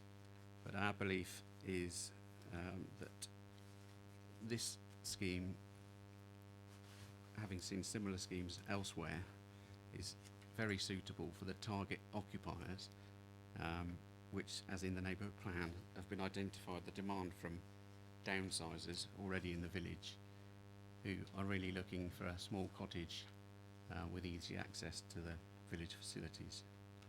I'm aware that there's been some concerns raised about the size of the gardens. Again, I believe that these can be built and provided for in an attractive way, and do become an amenity space that's enjoyed by cottages such as these, rather than flats which wouldn't have that provision just for sitting out or opening the You have 1 minute. I'll hand over to Mr. Whiting, who lives pretty much on site and has more direct experience of that situation.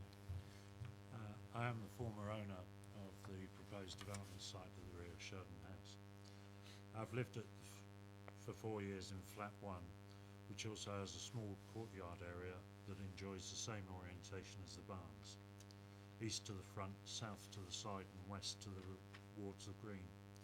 The small courtyard gardens will be very sunny, especially in the summer, but equally on a bright spring or autumn day. I worked as owner of Sheridan Estate Agents from 1987 to 2018 at Sheridan House. This provided me with an insight into the village needs in regard to housing, as confirmed in the local development plan H3. Elderly residents who lived for over 30 to 40 years in the village, having raised families that now wish to see their mother, father enjoy their latter years. Could I ask you to wind up, please? Because you're over your 4 minutes. Community with its convenient supportive network. I wouldn't be happy to return to the earlier days when capital forklifts had weekly articulated lorries delivering and collecting forklifts. Thank you for your time. Thank you very much. If you could turn your microphone off, please, because it mutes out. And members, any questions for the applicant? Nope, not at this stage. Thank you very much. Councillor Robinson, please.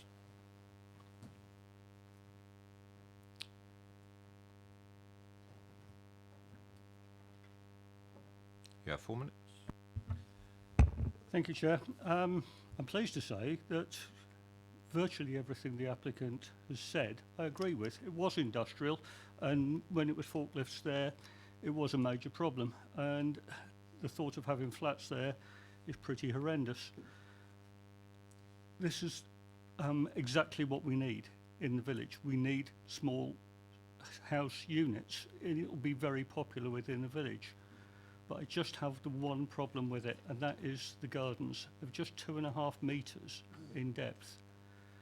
The building is shown in the plans as being 18 metres long, which means the middle property is nominally 6 metres long. 2.5 times 6 metres gives it a 15 square metre back garden. That is half our normal allocation.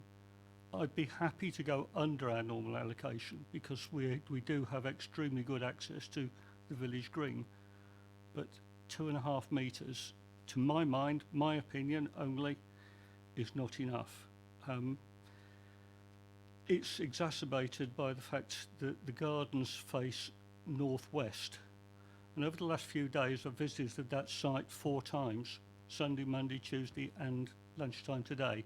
Yesterday, I was lucky enough, the sun was out at 12:30 when I was there, and the existing building of Sheridan House, which, as the applicant has said, has exactly the same orientation, was casting a 3 metre shadow behind it, which means that the new building will have a 3 metre shadow behind it.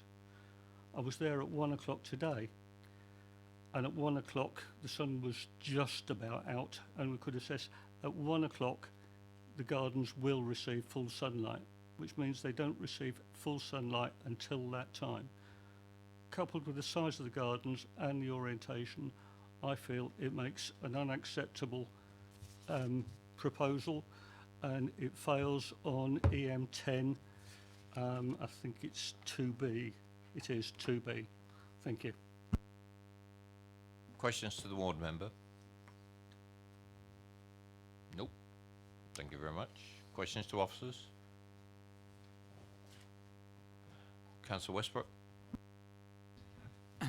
Yeah, I just wanted to check up really.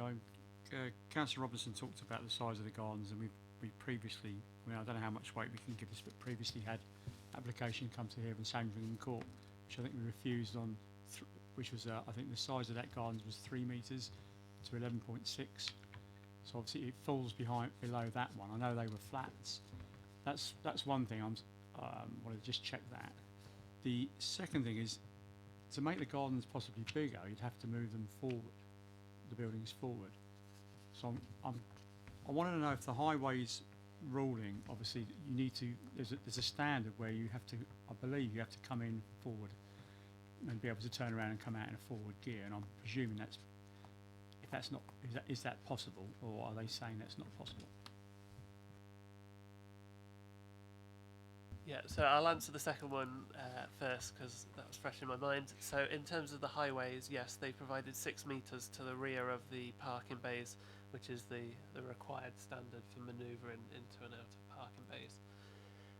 So in terms of moving the buildings forward, that would impact on the highway manoeuvrability and those kind of things.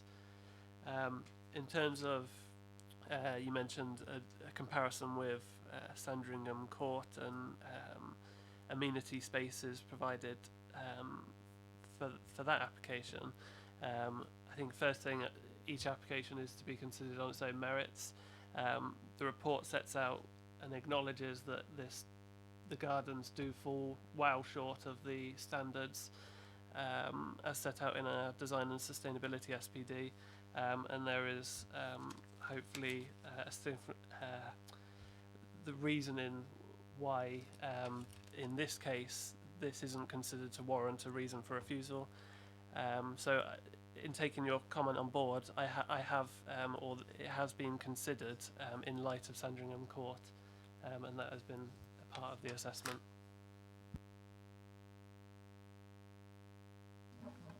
Councillor Keating. Thank you, Chair. Sorry, Councillor Keating, hang on a second. There's another part to this question.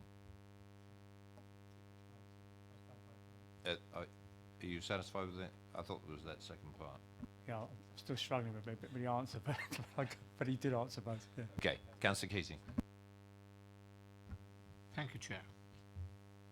Could you tell me what the standards that we would normally apply?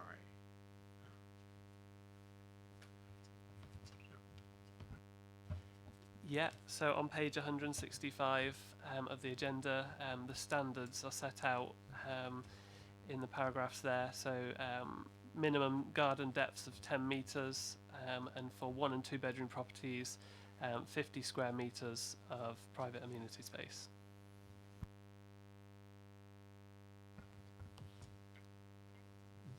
But you're proposing approval.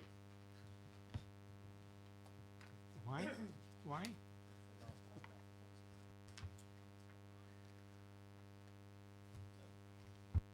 Yeah, so the application is recommended for approval on the matters of the amenity space. That's set out on the last paragraph of 165 and 166 of the report. Those are the reasons why.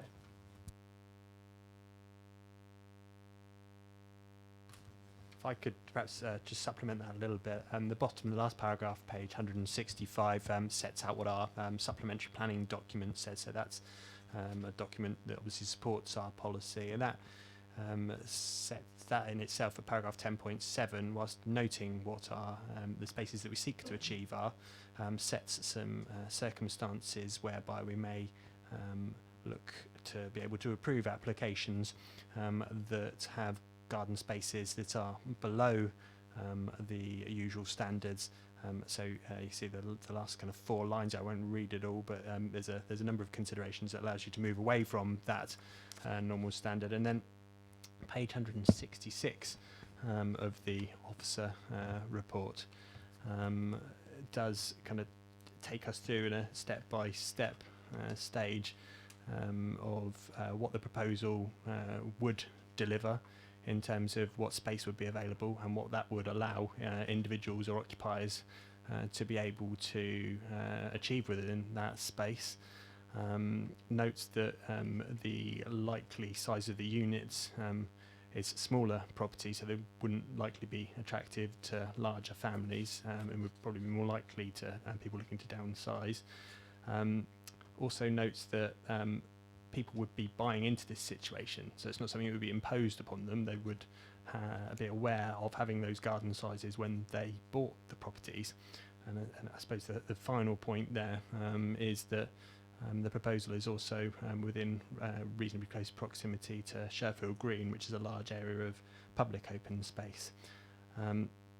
So putting all those matters together, and then just in that respect, in the space that is available, the officer conclusion is that whilst it would be limited functional space, it would be appropriate for the site context and for the small sizes of the dwellings. What I will add to that as well is, again, our housing land supply position, and that we are required to determine applications and consider whether the harms significantly and demonstrably outweigh the benefits, which I think here, in terms of that overall balance, that just adds to the overall support and the overall balance and conclusion reached by the officer, including on that point. Thank you very much for that.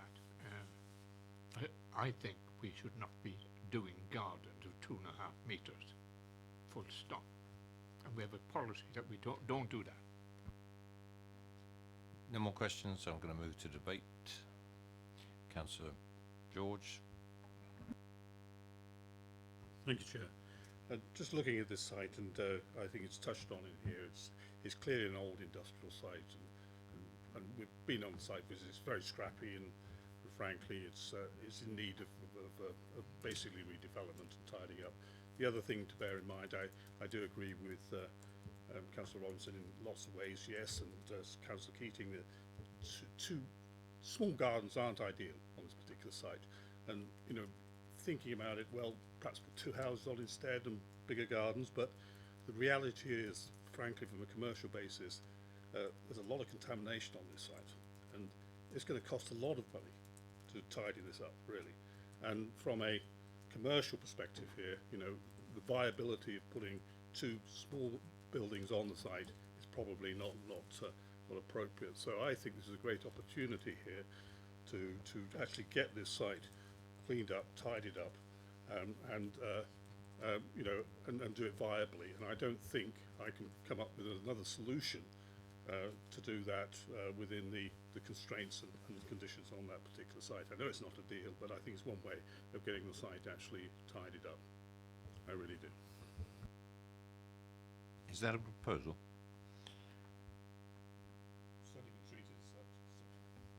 Right, I've got 2 speakers I want to get through first. Councillor Potter. I beg your pardon. In terms of Councillor George's preamble about it being this, you know, dilapidated industrial site and something could and should be done with it, I endorse entirely, really, but I don't support the application as it currently is before us. And whilst it's not for us to redesign this on behalf of the applicant, I know that only too well, but I support the view I think that Councillor Robinson is putting forward, which is that this is an overdevelopment of the site, in my view. And I think 8-foot depth rear gardens, because that's what we're talking about in terms of 2.5 metres, is an unacceptable deviation from the standard that we'd like to set ourselves and in most cases do adhere to, and I think that's exceptionally small. You know, when you think about it, I'm not sure we could even get a rotary clothes hoist in the garden, quite frankly, and if you could, I doubt it would turn round. And I think if we're going to actually go into those sort of reductions in terms of our SPD and the like, and I think we're overdoing it, quite frankly. I understand the point that the officer made about, in a sense, those who buy into this know what they're doing.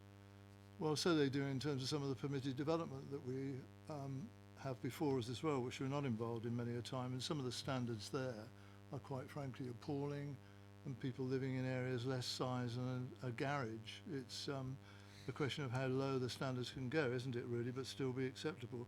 I put it forward only as a proposition for people to think about, but I do think in the context of the overdevelopment, and I support Councillor Robinson saying I don't think it complies with EM 10 2B, that a couple of units there with more space to the side as well as the rear would make sense, permitting a number of things that aren't in this development. And I also have some sympathy, a lot of sympathy, sorry, with Mrs. Shakespeare, who spoke first of all in regard to the overlooking aspect. And I think with a little bit of redesign and perhaps some windows on the side elevation, gable elevations of a couple of properties, some of that could be minimised, because otherwise it really would be a very close proximity between the new and the old. So I don't support the application as it currently stands, and I'd like to think that some sort of constructive commentary could be made such that it could be redesigned with it being less dense than it is and providing a bit more space to make it at least acceptable and habitable. Right, I've got two more speakers, but do I have a seconder for Councillor George's proposal? Councillor Tomlin. Yes, that was, well, I have some comment, but I was going to second it, yes. Thank you. Councillor Westbrook. Yeah, and Councillor Potter said most of the things I was going to say, but I want to just reiterate that for me, Sandringham Court is still quite fresh in our memories, and we look in this report in relation to Sherfield Green being only 100 metres away, and it's a large area of public open space.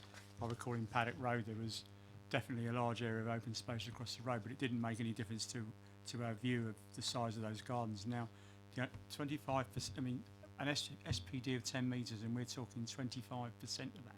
That's substantially lower. And the only thing, and I understand what the officer's saying in relation to that one of them was an affordable housing scheme where possibly people wouldn't have had a choice, and this is something that's going to be purchased. But I still think we've got SPDs there which are guidance for us as a planning committee, and to me, I just think that it is just that much too small, and taking into consideration the sunlight as well.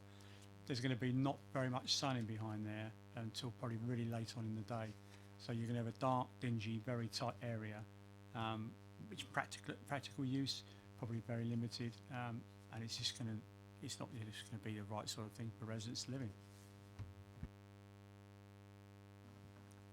Councillor Tomlin, briefly. Thank you, Chair. Yeah, basically, I mean, I do agree the fact that we have a small garden situation here, but talking to the applicant on the viewing panel, when could we do 2 buildings or two dwellings and more gardens, the answer there was, and I can't check his figures, but he said it would not be economically viable, which probably makes some sense. So I think when we consider the whole thing, it fits in, according to the officer's report, with all the conservation, but it fits into the Sherford-on-Loddon local plan, neighbourhood plan. There is a need expressed for smaller properties, and the compromise, given all our 5-year, etc., is this one of gardens. But if the people that are going to buy it see it, they may well be people that don't want the gardens, and I just think this is almost better the devil we know, because we either stay with a big old asbestos building because no one's going to find any potential use for it in an economic way. So that's partly why I support it, but I do take on board the small garden, but I think that is a small price to pay for the fact it would tidy the area up. And also the building has got barn ends to it. They've tried to soften it. It's not like a big solid gable. So I think they've tried their best to get it to fit in. Thank you. It's been properly moved and seconded for approval. All those in favour?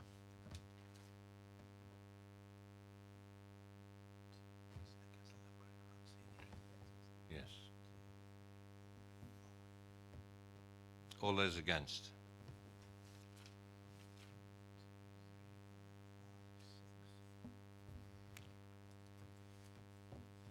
That is not carried. Do I have an alternative proposal?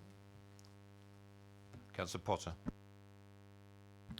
I think I excuse me, Chair, probably said something last time I spoke, really, but I don't believe it complies with EM10 2B, which I think was probably the same as what Councillor Rowanson said.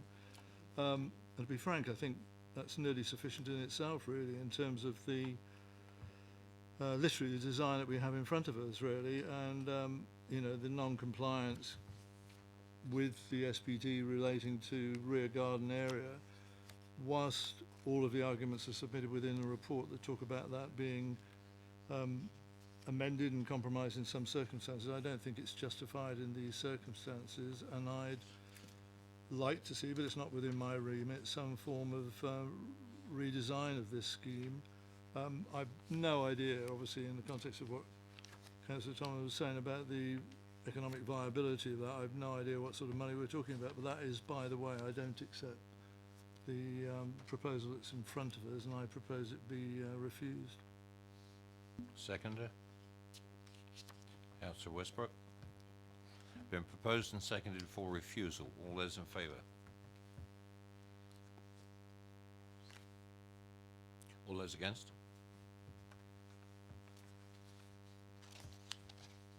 That's carried. Officers?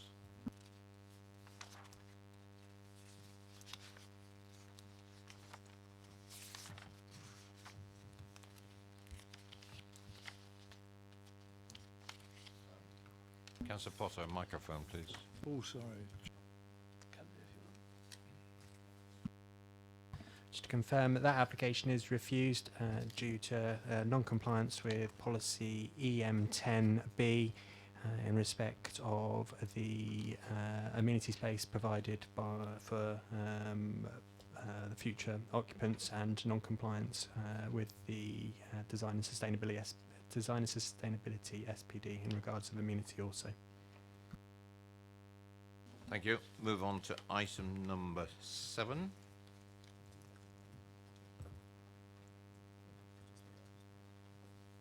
And there are no speakers and no update on this. So, officers, if you'd like to introduce the application, please. Thank you, Chairman. This is an application at 32 Oakley Lane for various advertisements.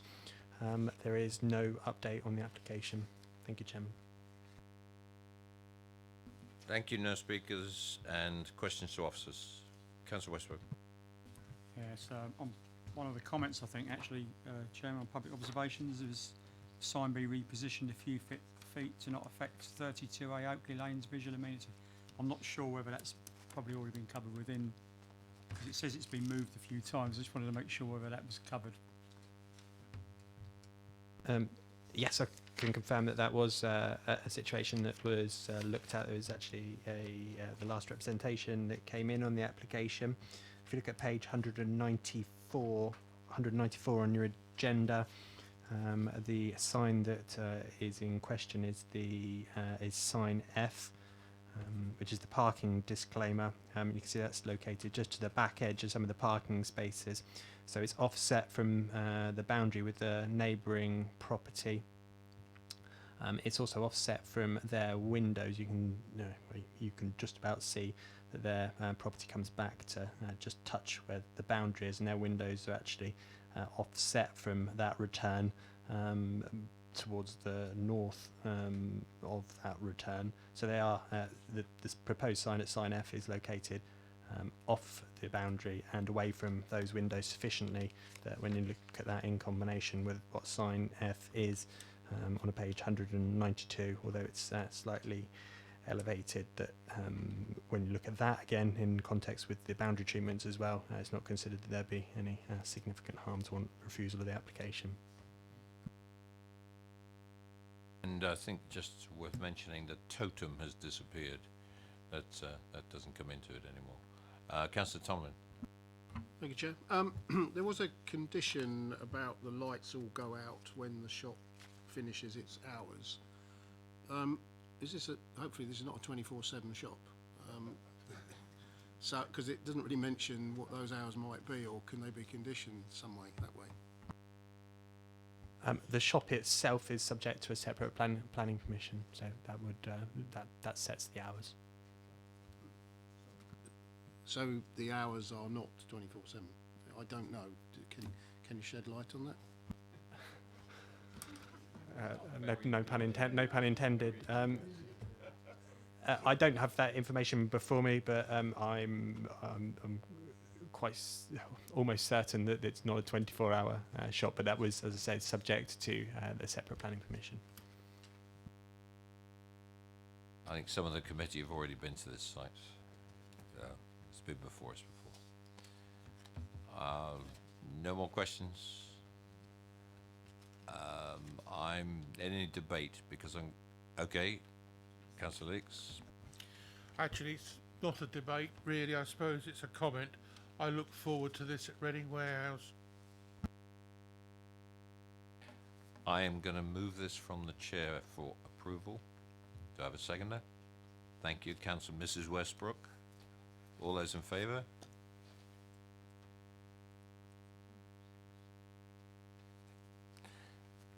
We just took a vote, Councillor Harvey. Okay, fine. Okay. That's carried, officers. Thank you, Chairman. To confirm that that is approved in accordance with the main agenda paper. Thank you.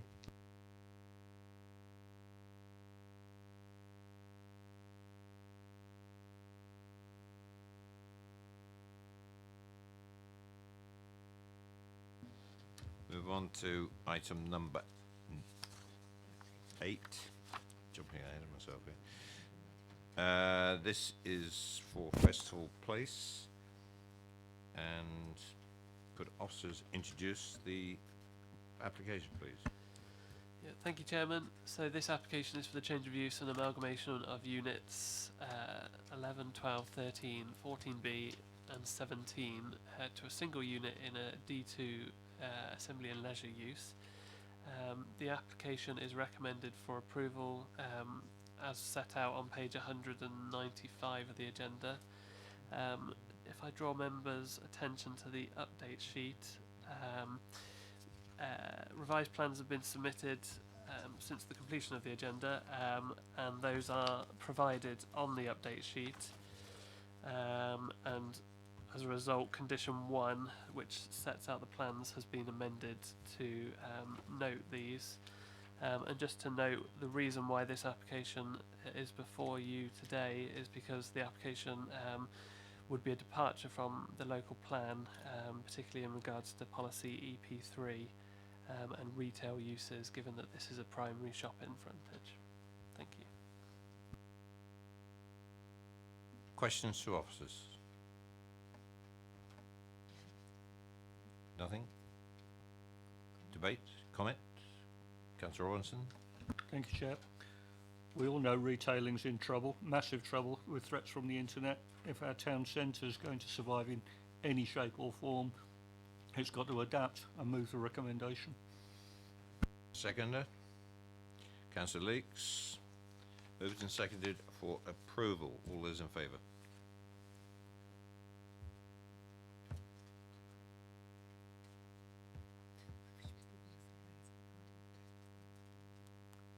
Anyway, against?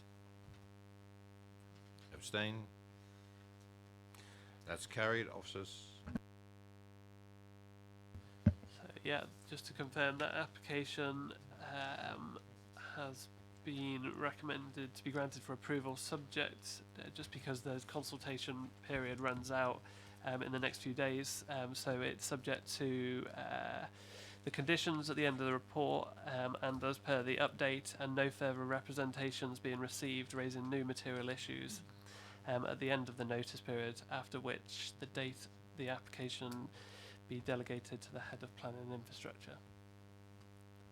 Thank you very much. Move on to item number 9, the courtyard at Popham. No speakers, no update. Well, there is a bit of an update, but officers, please present. Thank you, Chairman. Application is a courtyard in Popham. I think the first thing to just highlight is that it relates to storage containers and a condition that was previously imposed that required the containers to be retained for purposes ancillary to the dwelling that was linked to the land. Application is a application to vary the conditions to remove the requirement for the link to be ancillary to the dwelling, given that the dwelling itself has been sold, but the varied condition would impose the requirement to be linked to the retained land. So the storage containers would be for purposes ancillary to the maintenance of the retained land. In that respect, condition 3 has been amended. Condition 1 and 3 have been amended on your application update paper, just to show the area of land, a plan that shows the area of land from the applicant that would be added to it has been added to the conditions, and that would be the land that would be linked through the condition. And just to confirm that the requirement not to use the containers as a business purpose is reimposed within that condition 3, which I think had been the initial concern from neighbouring properties, that element wouldn't be reimposed, but it is. Thank you, Chairman. Questions to officers? No. Councillor Potter.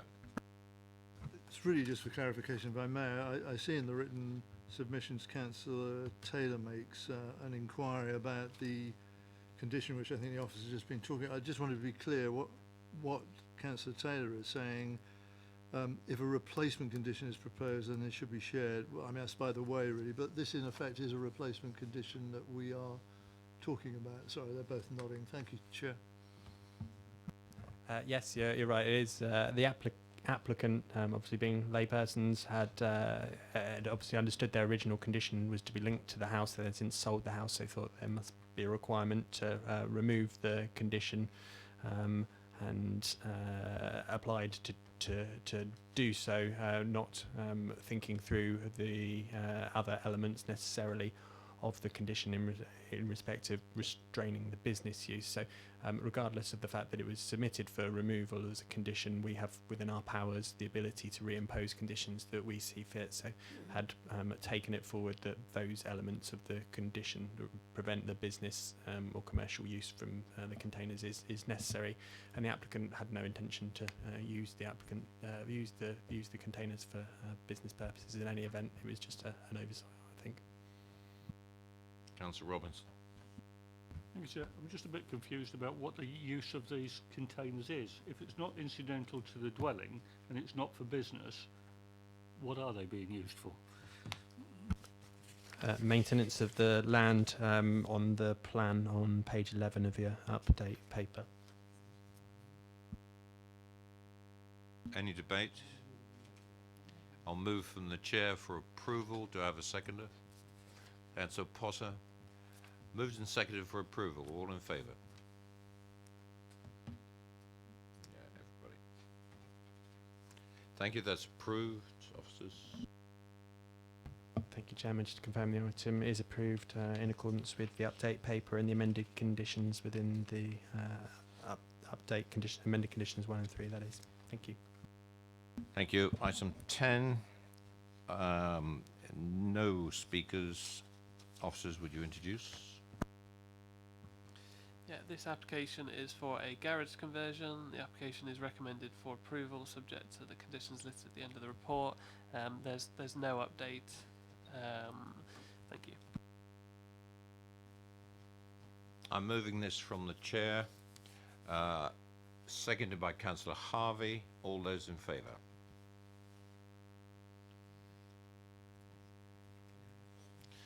That's approved. Right. We might have had 9 items on the agenda tonight, but home for the pub. Thank you very much, everybody.